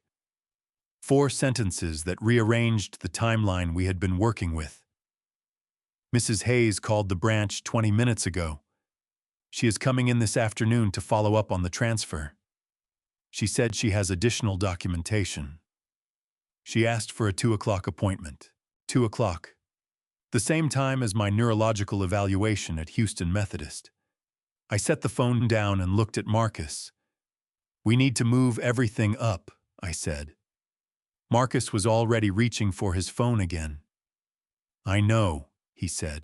I left Marcus's office at 11:20 and drove west on Dallas Street without a particular destination in mind, which was how I ended up turning onto Shepherd Drive 20 minutes later and pulling into the parking lot of St. Paul's Episcopal Church. The church was a low limestone building set back from the street behind a row of live oak trees that were older than the neighborhood surrounding them. I had been coming here for 15 years first with Evelyn on Easter and Christmas, when we still observed those occasions together, then alone after Daniel died. Then, with increasing regularity over the past decade, as the Sunday services became one of the few fixed points in a life that had quietly lost most of its other anchors. The parking lot was empty, except for Pastor Glenn Howard's green pickup truck, parked in its usual spot near the side entrance. Glenn drove the same truck he had driven for 11 years, a fact I had always found reassuring, without being able to explain why. Some people are most themselves in their consistencies. I found him in the fellowship hall behind the sanctuary, arranging folding chairs into rows for what I assumed was an evening meeting of some kind. He was 65 years old, built lean and unhurried with gray hair cut close, and the kind of face that had settled deeply into itself over decades of listening to people describe their worst moments. He looked up when I came through the door and set down the chair he was holding without making a production of it. "Richard," he said. "Glenn." I looked at the rows of half-arranged chairs. "I can come back." "You drove here in the middle of a Wednesday," he said. "Sit down." We sat in two of the folding chairs near the window that looked out onto the small memorial garden the congregation had planted 3 years ago. A stone bench, a dogwood tree, a small plaque on the ground that I had helped fund but never read closely enough to remember what it said. Glenn waited. He was exceptionally good at waiting. It was the quality I valued most in him, the absolute absence of the impulse to fill silence with something that would make the listener feel better at the expense of the truth. 8 years ago, I said, when Daniel died. You stood at that graveside and read from John, and you held the service together when I could not hold anything together myself. I looked at my hands, which were resting open on my knees. I need to tell you something about that day that I only found out 2 days ago. I told him. Not everything, not the legal architecture, not the financial specifics, but the shape of it. The phone call from Veronica, the man at the bank counter, the recording device and what it captured at 12:44 in the morning. I told him about the photograph replaced by a $12 print from a home goods store. I told him about the letter that Marcus's investigator had found in the drawer of the Caldwell Tower apartment, a detail that had come through in a preliminary report that morning, a handwritten letter Daniel had apparently drafted 7 years ago and never sent. Glenn listened to all of it with his hands folded in his lap and his eyes on the memorial garden outside the window. When I finished, he was quiet for a moment. Not the quiet of someone searching for the right thing to say. The quiet of someone making sure the person across from them has actually finished before responding. "The letter," he said. "You said Daniel wrote it 7 years ago. He wanted to tell you the truth. According to the report," I said. "I have not seen it yet. Marcus is holding it until the investigators clear the apartment." Glenn nodded slowly. So there was a moment when he considered coming back. "There was a moment," I said. "Apparently it did not last." Glenn looked at me directly. "How are you carrying this, Richard, not the legal side? The other part?" I thought about the question honestly, which was the only way Glenn had ever accepted answers in 15 years of knowing each other. "I do not know yet," I said. "I keep waiting to feel something I recognize. Grief or rage or something with a name. What I mostly feel is a kind of clarity I am not sure I earned." "Clarity is not something you earn," Glenn said. "It arrives when it arrives, usually after something takes away everything that was obscuring it." Outside the window, a sparrow landed on the stone bench in the memorial garden, sat for 3 seconds, and flew away. When this is over, Glenn said, what do you want? I had thought about this in the car on the way here and in Marcus's office, and in the sleepless hours of Tuesday night, lying beside a woman whose plans for my future included a private room in a facility in Pearland. I had thought about it in the parking lot of a closed hardware store on Monday night, and at a corner table in Brennan's with a glass of bourbon I had barely touched. Peace, I said. Not justice, not resolution, just quiet. Glenn placed one hand briefly on my forearm. Then that is what you are working toward, he said. Everything else is the path to it.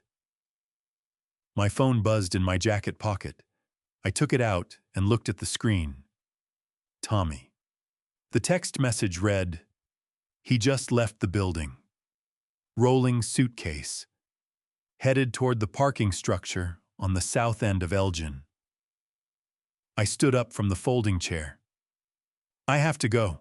Glenn stood with me. He did not ask what the message said. He simply extended his hand, and and the handshake lasted a moment longer than handshakes usually do, the way they do between two people who understand that the next time they see each other, something will have changed permanently. I will be here, Glenn said. I know, I said. That has always been the thing about you, Glenn. You are always here. I walked back through the sanctuary and out into the October afternoon. The live oaks along Shepherd Drive were holding the last of their leaves, going amber at the edges a week or two from letting go entirely. I got in my car and called Tommy.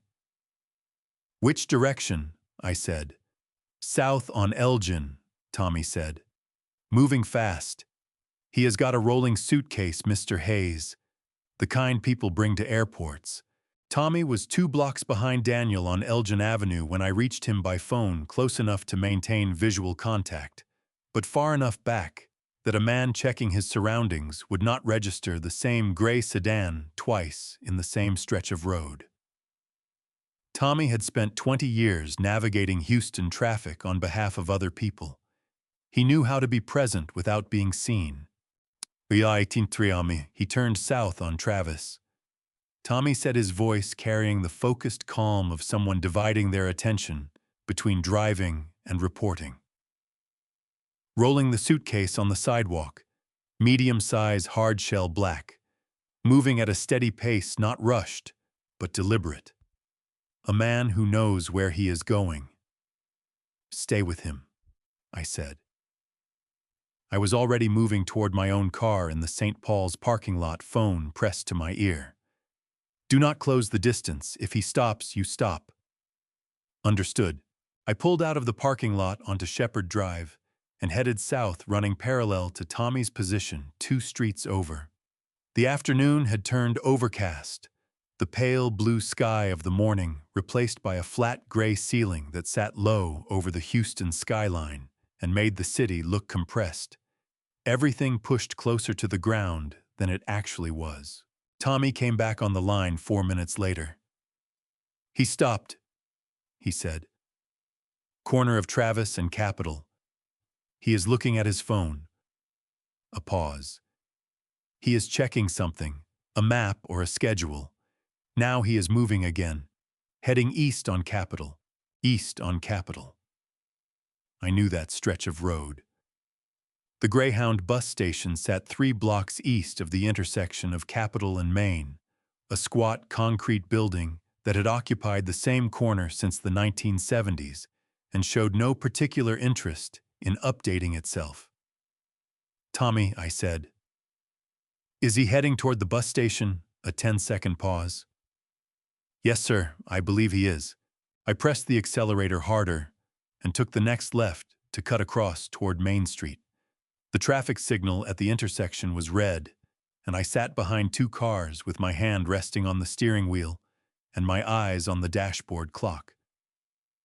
12:47 in the afternoon. My phone buzzed with a text from Marcus sent while I was on the call with Tommy. 2 sentences. Hendricks moved the warrant application to emergency status. Judge is reviewing now. The light changed. I moved through the intersection and turned east. Tommy called back at 12:53. "He is inside," he said. "I parked on Commerce and walked to the corner. I can see through the front window from here. He is at the ticket counter. Can you read the destination board from where you are standing?" "Negative. Too much reflection on the glass."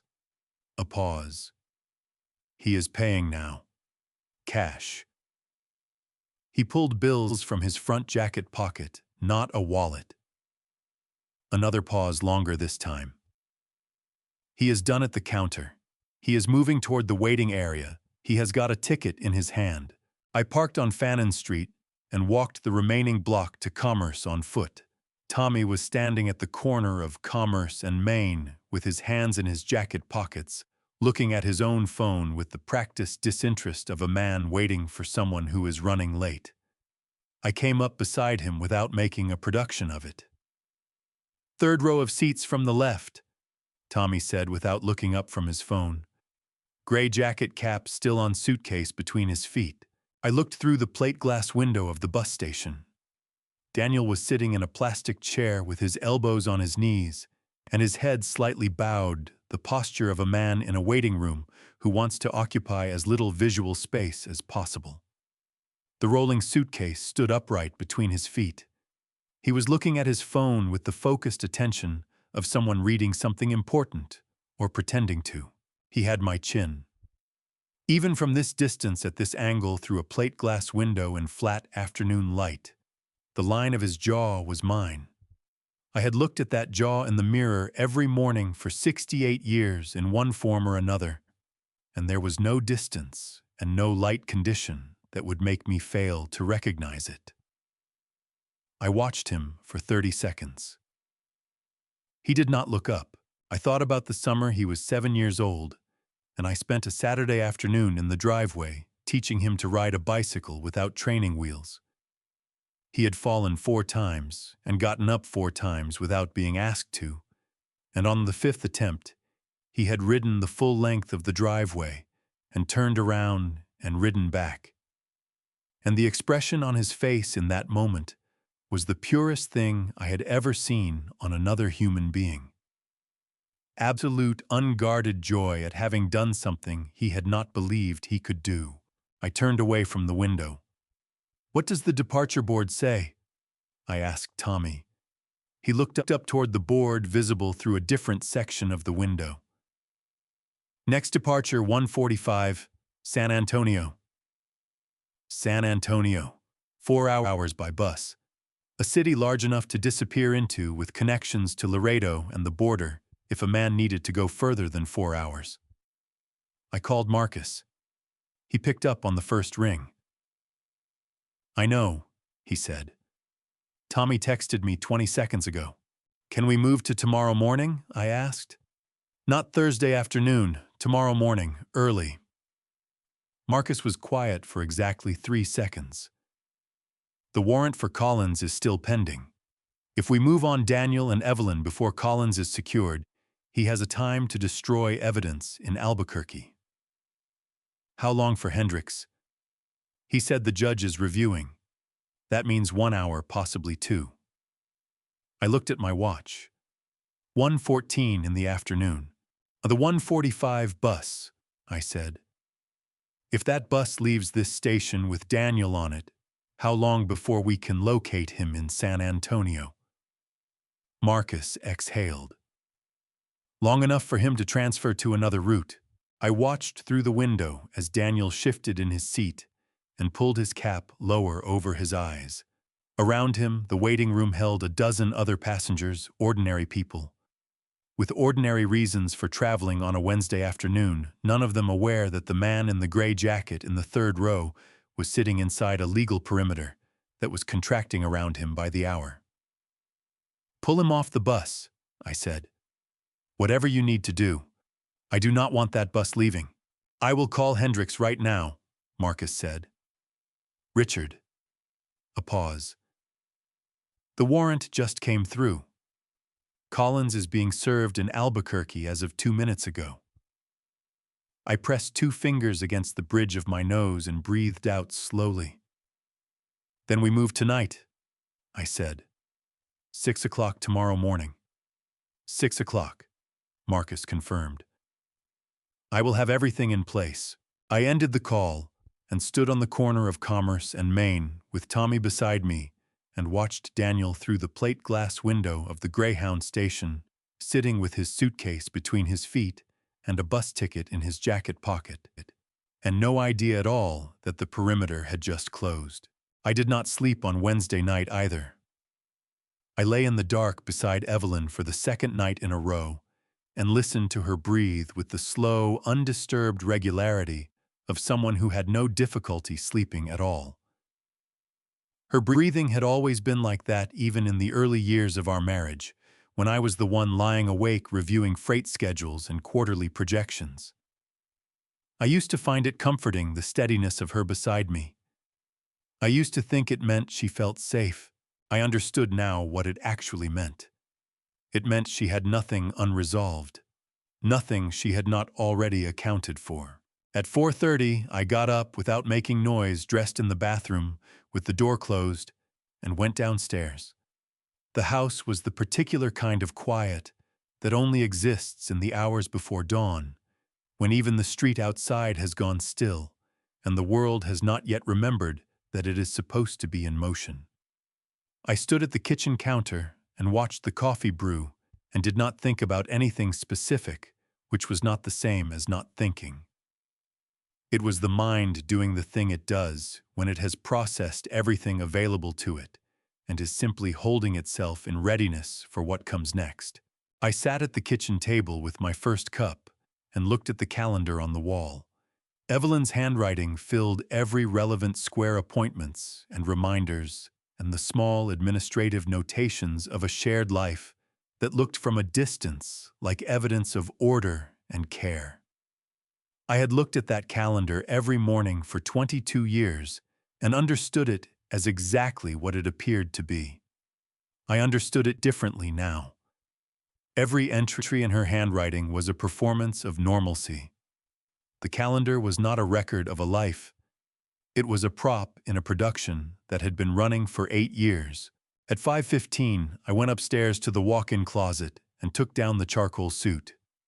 It was the suit I wore to contract signings and board presentations, the one that Silas at the dry cleaner on Westheimer always pressed with a crease sharp enough to cut paper. He had been pressing that suit for 14 years, and he always had it ready by Tuesday afternoon without being asked, because he had learned my schedule without my ever explaining it.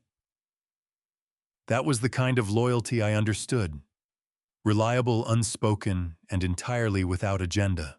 I dressed slowly and with attention, the way I had learned to dress for the most important meetings of my career when I was young enough to still believe that the care you put into your appearance communicated something real about the care you put into your intentions. I was not young anymore. But the belief had held. I buttoned the jacket and stood in front of the mirror in the bathroom for a moment, and looked at the face of a 68-year-old man who had spent 8 years grieving a son who was alive and who was about to spend this particular Thursday morning watching the people responsible for that grief be removed from his house in handcuffs. I went back downstairs and poured a second cup of coffee and sat at the kitchen table again. Marcus called at 5:47. I picked up on the first ring. "Tell me," I said. "We are in position," he said. His voice carried the compressed efficiency of a man who had been awake since before I had, and was operating on the clean fuel of professional focus, rather than anything as unreliable as adrenaline. "Hendricks has 2 agents at the Caldwell Tower. 2 officers from Houston PD are with them. They have the warrant, and they are waiting on my signal." A pause of exactly 1 second.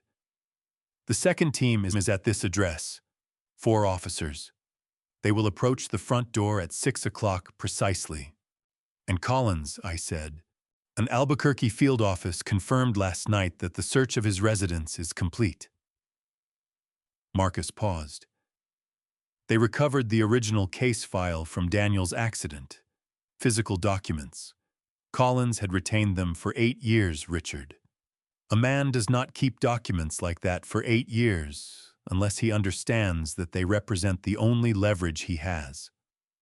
Another pause. They also recovered a personal laptop containing correspondence between Collins and Evelyn, dating to July of 2017. 4 months before the accident. I set my coffee cup on the table. 4 months before the accident. Which meant the planning had begun 4 months before Daniel's car went off the rain-slicked overpass in Katy, Texas, on a Thursday night in November. Which meant that while Daniel was still living in this house, still appearing at Sunday dinners, with the particular manufactured ease of someone performing the role of a son, still borrowing my copy of the Wall Street Journal from the front porch every morning, because he claimed the paper version read differently than the digital one. Evelyn and Victor Collins had already been corresponding about what Collins would need to do and when he would need to do it. Richard, Marcus said. I am here, I said. There is one more thing? His pause this time was slightly longer than his pauses usually were, which was the closest thing to hesitation that Marcus Webb ever permitted himself. The investigators cleared the Caldwell Tower apartment last night after Daniel was detained at the bus station. They cataloged the contents room by room. Another pause. In the top drawer of the desk in the bedroom they found an envelope, handwritten, addressed to you by name. I did not say anything. They photographed it as part of the evidence catalog, Marcus continued. The letter inside is in Daniel's handwriting. The investigators dated it approximately 7 years ago based on the paper stock and the oxidation pattern of the ink. That would place it at roughly a year after the accident. He stopped. I am going to read you the first 2 paragraphs. Tell me when you want me to stop. Go ahead, I said. Marcus cleared his throat. In 18 years of working together, I had never heard him do that before. Not once.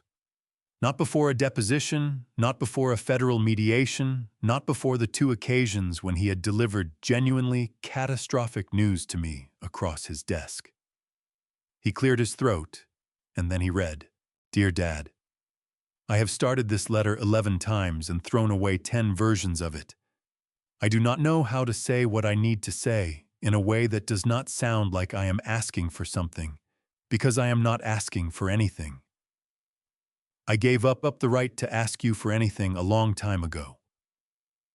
What I want to do is tell you the truth, which is that I am alive, and that I have known every day for the past year that what I did to you is the worst thing one person can do to another, which is make them grieve something that does not exist. Marcus paused. I did not tell him to stop. I am not going to tell you that I was pressured, or that I did not understand what I was agreeing to. I understood. I agreed because I was afraid, and because I owed money to people I did not want to owe money to, and because I told myself that disappearing was the same as starting over, which I now know is the kind of thing a coward tells himself to make a cowardly decision feel like a reasonable one. I am sorry, Dad. I know that is not enough. I know there is probably no version of enough. But I needed to write it down at least once, even if I never send this, because carrying it without writing it down has become something I cannot continue to do. Marcus stopped reading. The kitchen was very quiet.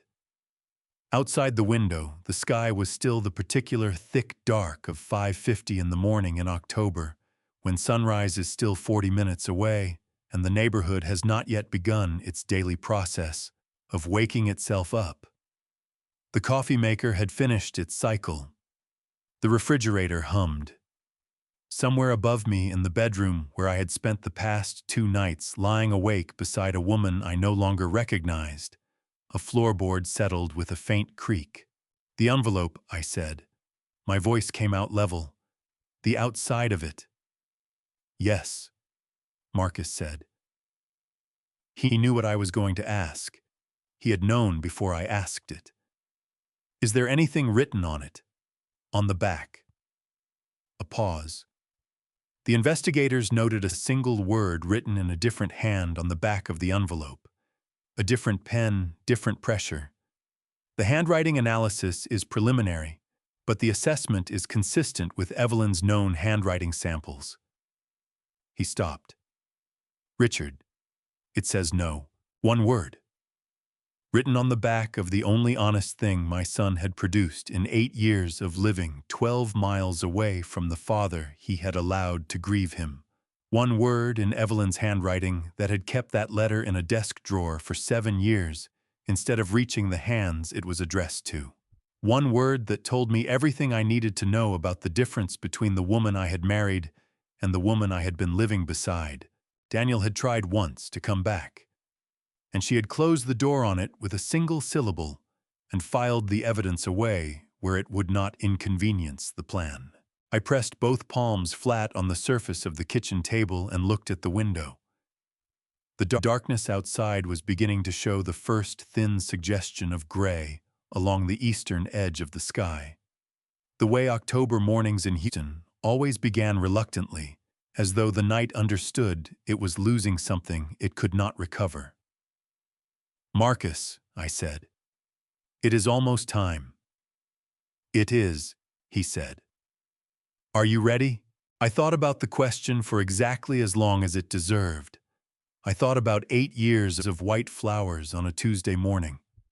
I thought about a November graveside in a black overcoat and a rose I could not drop for 11 minutes. I thought about a man I had believed I was until Monday afternoon, and the man I had been required to become since then. I thought about a letter in a desk drawer with one word on the back of the envelope in my wife's handwriting. I stood up from the kitchen table and straightened my jacket and carried my coffee cup to the sink. I rinsed it under the tap and set it in the drying rack and turned off the kitchen light. "I have been ready since Monday afternoon," I said. I walked to the front door and opened it.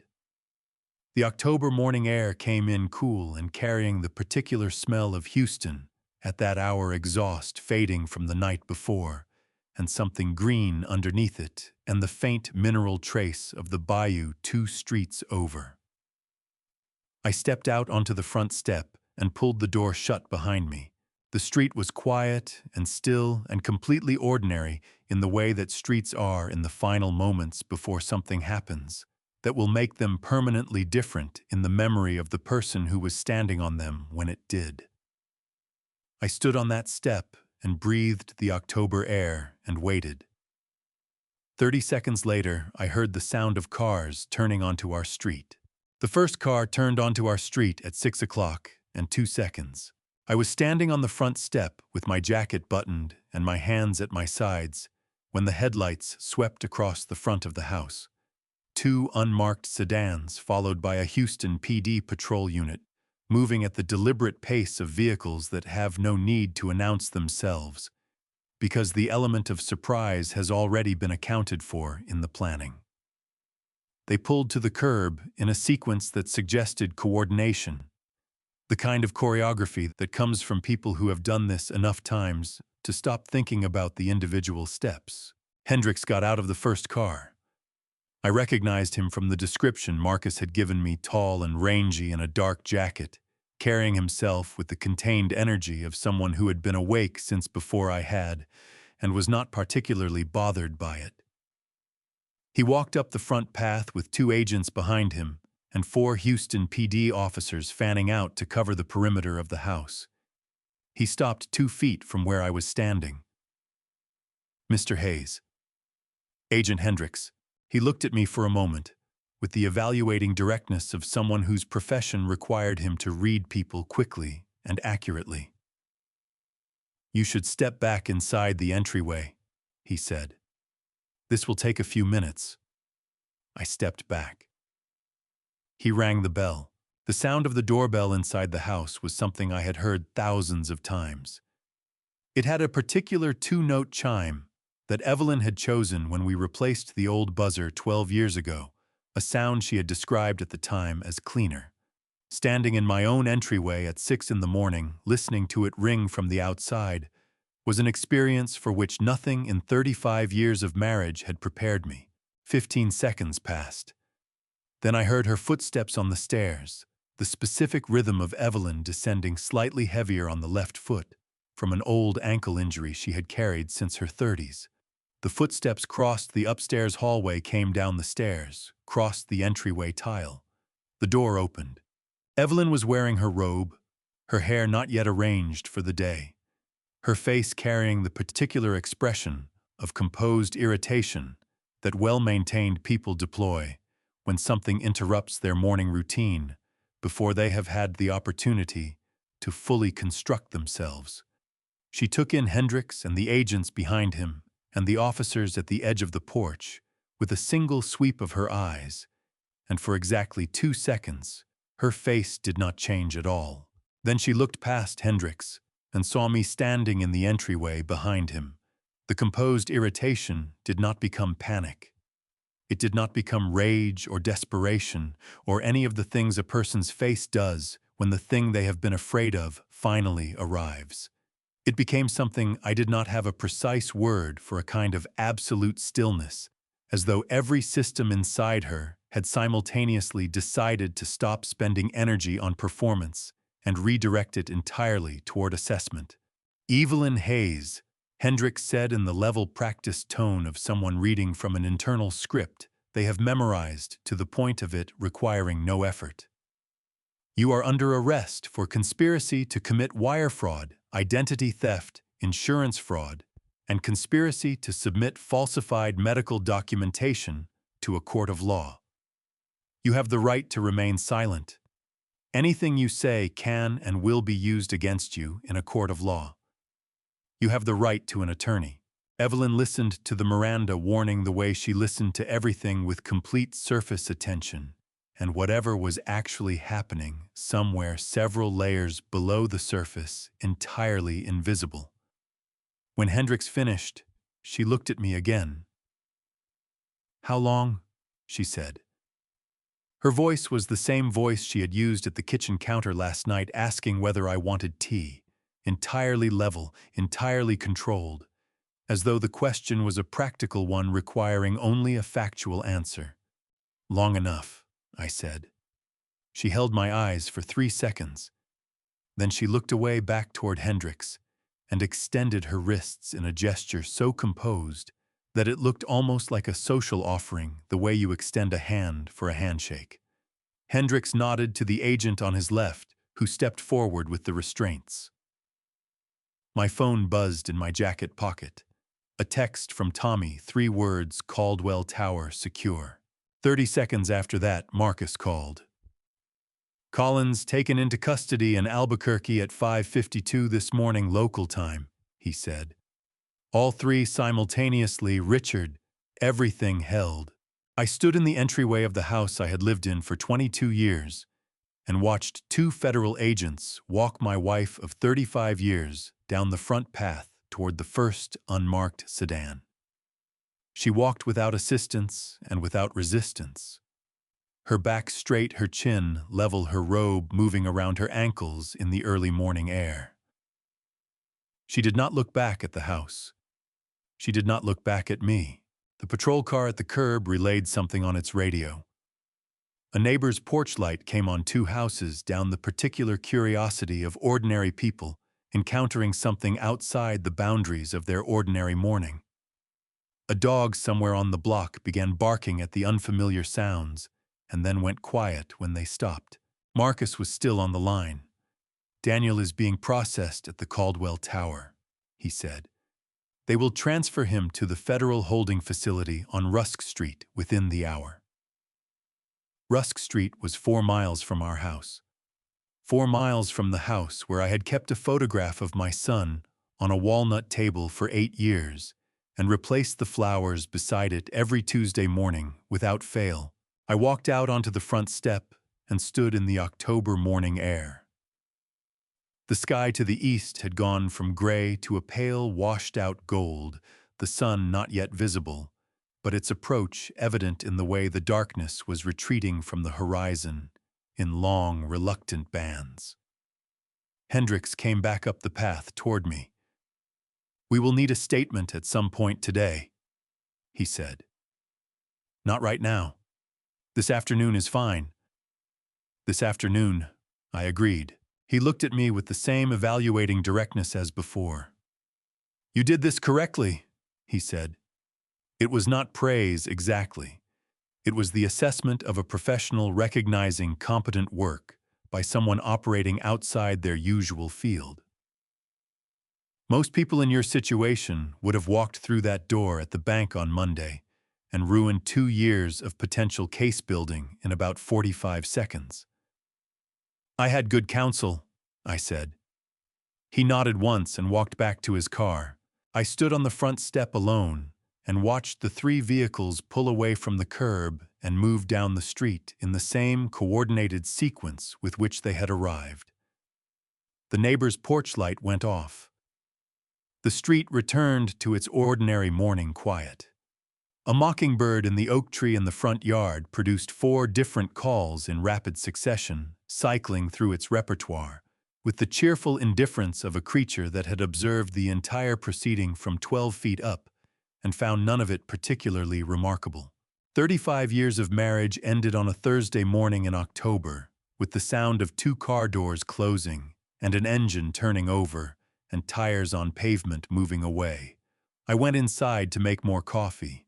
Marcus called at 2:17 in the afternoon, 3 hours after the last of the 3 arrest teams had cleared their respective locations and filed their preliminary reports with the federal prosecutor's office. Come to the office, he said. There is something you need to hear before you give your statement to Hendricks. I had spent the morning sitting at the kitchen table in my charcoal suit, drinking coffee I did not taste and looking at the back door through which Evelyn had walked every day for 22 years. At some point around 9 o'clock, I had gotten up and removed the coastal landscape print from the corner table in the living room and put it in the recycling bin in the garage. I had not replaced it with anything. The space it left was just a space, 2 empty candle holders, and a clean surface of walnut that I had sanded and stained myself in a different life, in a version of this house that no longer existed in any form that I could return to. I drove to Louisiana Street and took the elevator to the 14th floor and sat down across from Marcus without taking off my jacket. He placed a black USB drive on the desk between us. Not the recording device itself, which was now part of the evidence chain, but a copy of the audio file that Marcus had retained through proper legal channels as my attorney of record. This is the segment from 12:44, he said. The portion we heard this morning was the first 11 minutes of that recording. There is a second part that begins at 12:58. He looked at me steadily. 14 minutes later, after Evelyn ended the call with Collins and made a second call, this one to Daniel, I looked at the USB drive on the desk. A small matte black rectangle the size of a thumb containing 14 additional minutes of conversation that had taken place in the living room of my house while I was lying awake in the dark 12 feet overhead. Play it, I said. Marcus connected the drive to his laptop and moved the audio timeline forward. The recording began mid-silence. The ambient sound of the living room at 12:58 in the morning, the faint hum of the refrigerator cycling in the kitchen, the creak of the leather chair as Evelyn shifted her weight. Then the sound of a number being dialed. Daniel picked up on the second ring. Everything good, he said. Collins confirmed, Evelyn said. The filing reaches the attorney tomorrow morning. We are on schedule. A pause. How are you feeling about Thursday? Fine, Daniel said. The word came out flat and without texture, the way people say fine when the question being asked is not really about feelings, and both parties understand that. I booked the San Antonio ticket as backup. If anything moves wrong, I can be on the road in 40 minutes. Nothing is going to move wrong, Evelyn said. The account releases Thursday afternoon. By Friday morning, the first tranche is offshore. By Sunday, we are finished. A pause. After that, you can go wherever you want. Properly. Not that apartment. The apartment was your idea, Daniel said. Everything was my idea, Evelyn said. And there was something in the way she said it that was not complaint and not pride, but something in between, the statement of a person who has carried the weight of a plan alone for so long that the acknowledgement of it has stopped feeling like either burden or achievement and has simply become fact. Your father would never have managed any of this. He is a man who builds things and trusts them to stay where he put them. He never learned that the most important question is not how to build, but who is standing next to you while you do. Daniel did not respond to that immediately. When he spoke again, his voice had shifted slightly, a register lower, carrying a quality I could not name precisely. Not remorse, not regret. Something adjacent to both the sound a person's voice makes when they are about to say something true that they have been keeping somewhere uncomfortable for a long time. He taught me to ride a bike, Daniel said. Did you know that one Saturday afternoon in the driveway? He stayed out there with me for 3 hours. I kept falling, and he kept picking the bike up without saying anything about the falling. Just picking it up and handing it back. The room in Marcus's office was absolutely still. Evelyn's voice when it came was not unkind. It was something more final than unkind. That was a long time ago, she said. I know, Daniel said. A pause of approximately 4 seconds. Then Daniel's voice again, the register returned to its flat and operational tone. The brief opening closed as cleanly as a door being shut. Once the money moves, what about him, the conservatorship files? The petition is already prepared, Evelyn said. Once the assets transfer, we file within 72 hours. The medical documentation is comprehensive. The court will appoint a guardian within 2 weeks, possibly faster, given the circumstances we have described. Her voice carried the brisk efficiency of a woman reviewing a project timeline.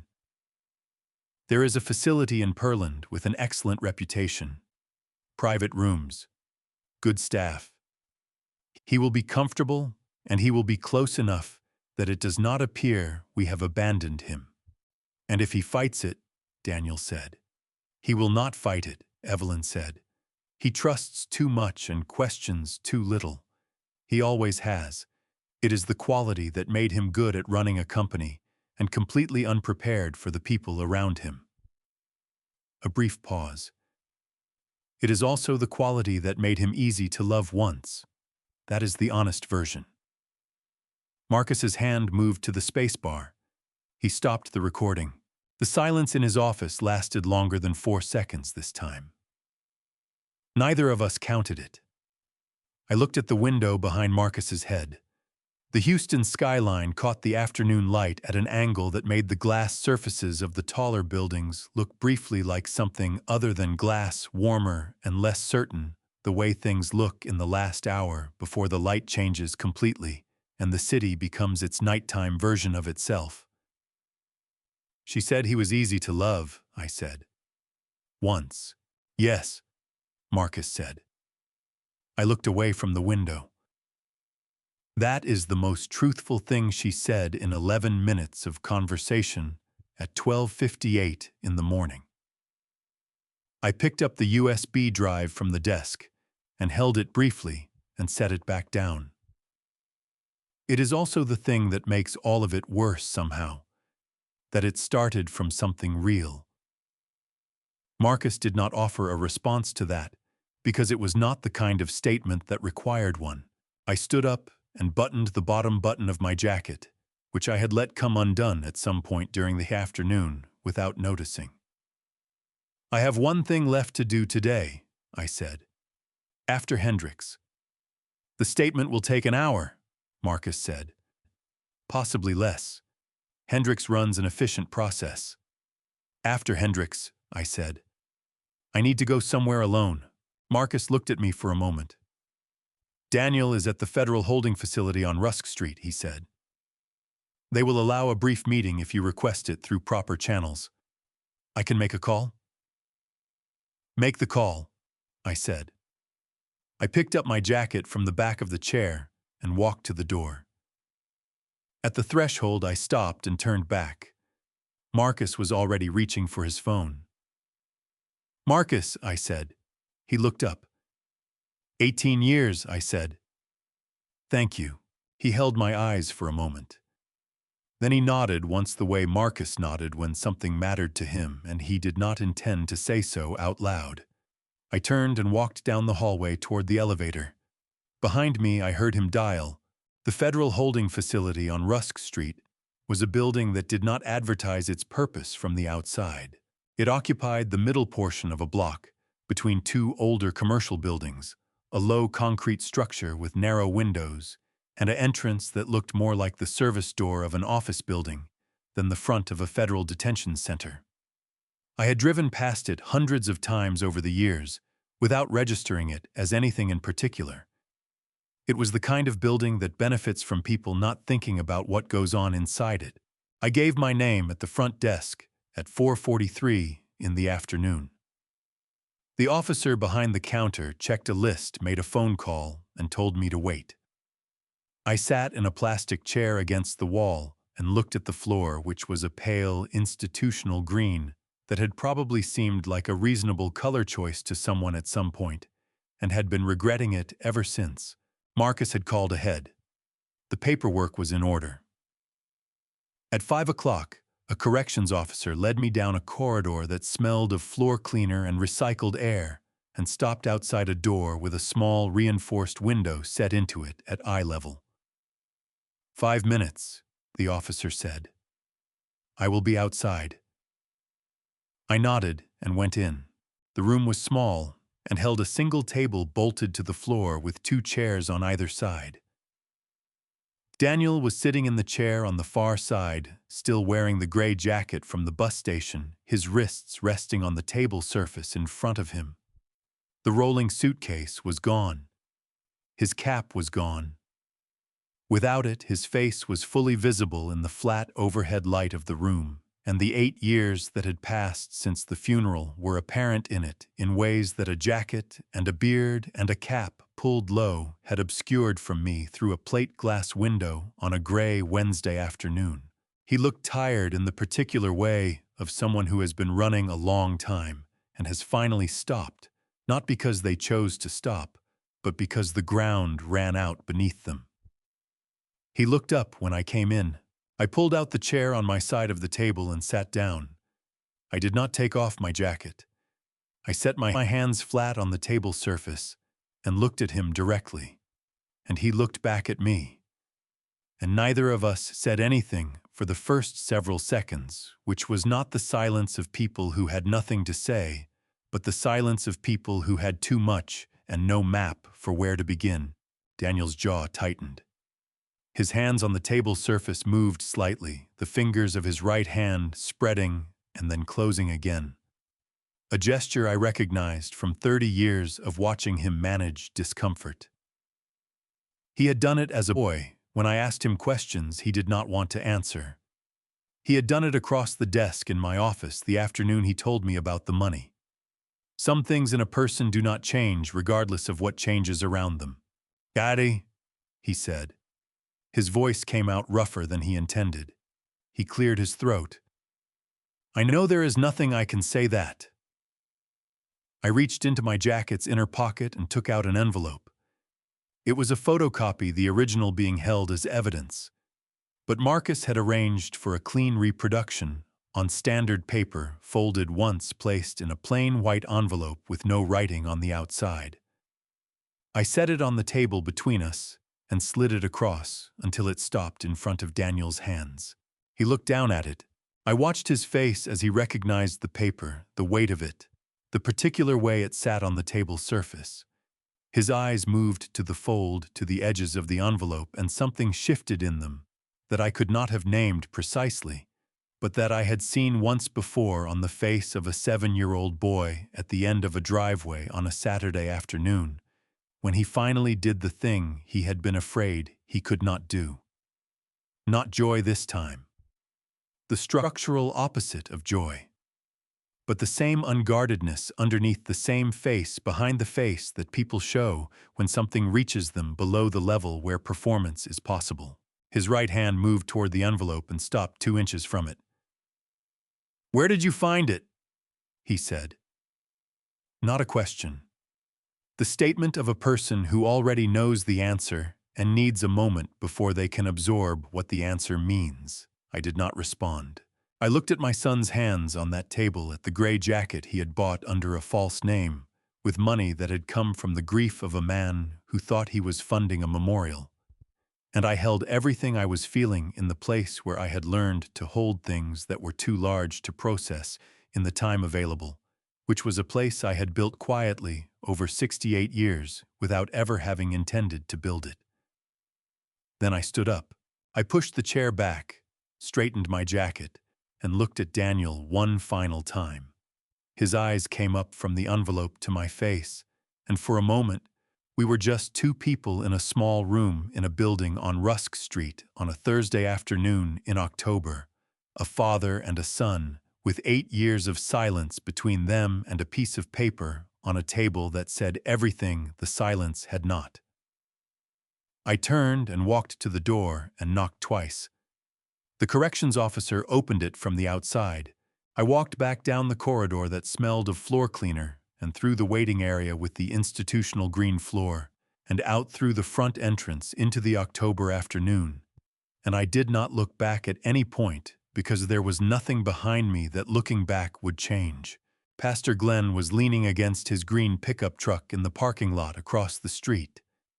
His hands in the pockets of his jacket, watching the entrance of the building with the patient stillness of a man who has spent 40 years being present in the difficult moments of other people's lives, and has made his peace with the fact that presence is sometimes the entirety of what is needed.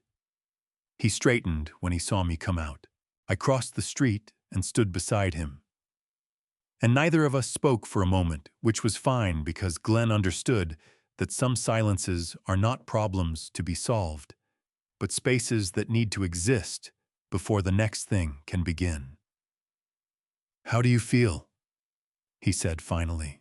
I looked up at the sky over Houston, which had gone the particular deep blue of a Texas evening in autumn, the kind of blue that exists for approximately 20 minutes between the end of the afternoon light and the arrival of the dark, and that I had always thought was the most honest color the sky ever produced, too brief to be taken for granted, and too clear to be misread. "Like something is over," I said. Glenn nodded. "That is exactly what it is," he said.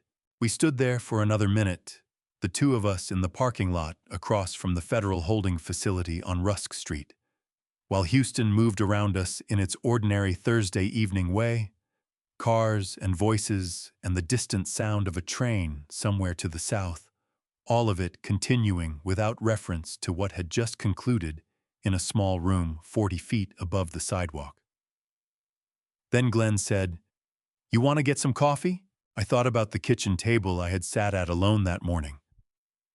I thought about the walnut table in the corner of the living room, with its 2 empty candle holders and its clean, bare surface. I thought about a driveway on a Saturday afternoon 30 years ago, and a boy on a bicycle and 3 hours that had apparently meant more to both of us than either of us had said at the time. "Yes," I said. "I think I do."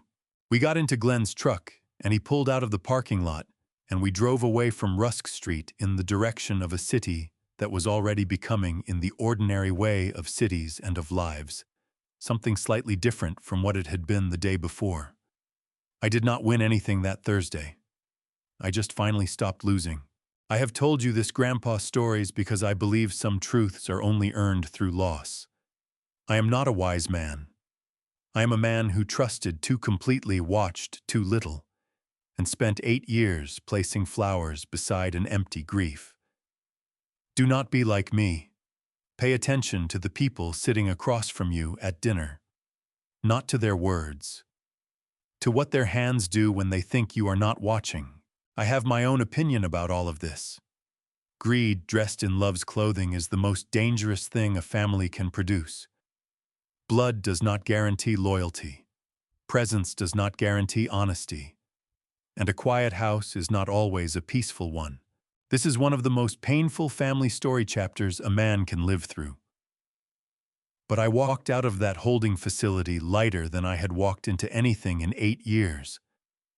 God reminded me that morning, through the October sky breaking open above Houston, that clarity is a gift given only after something heavy is finally set down.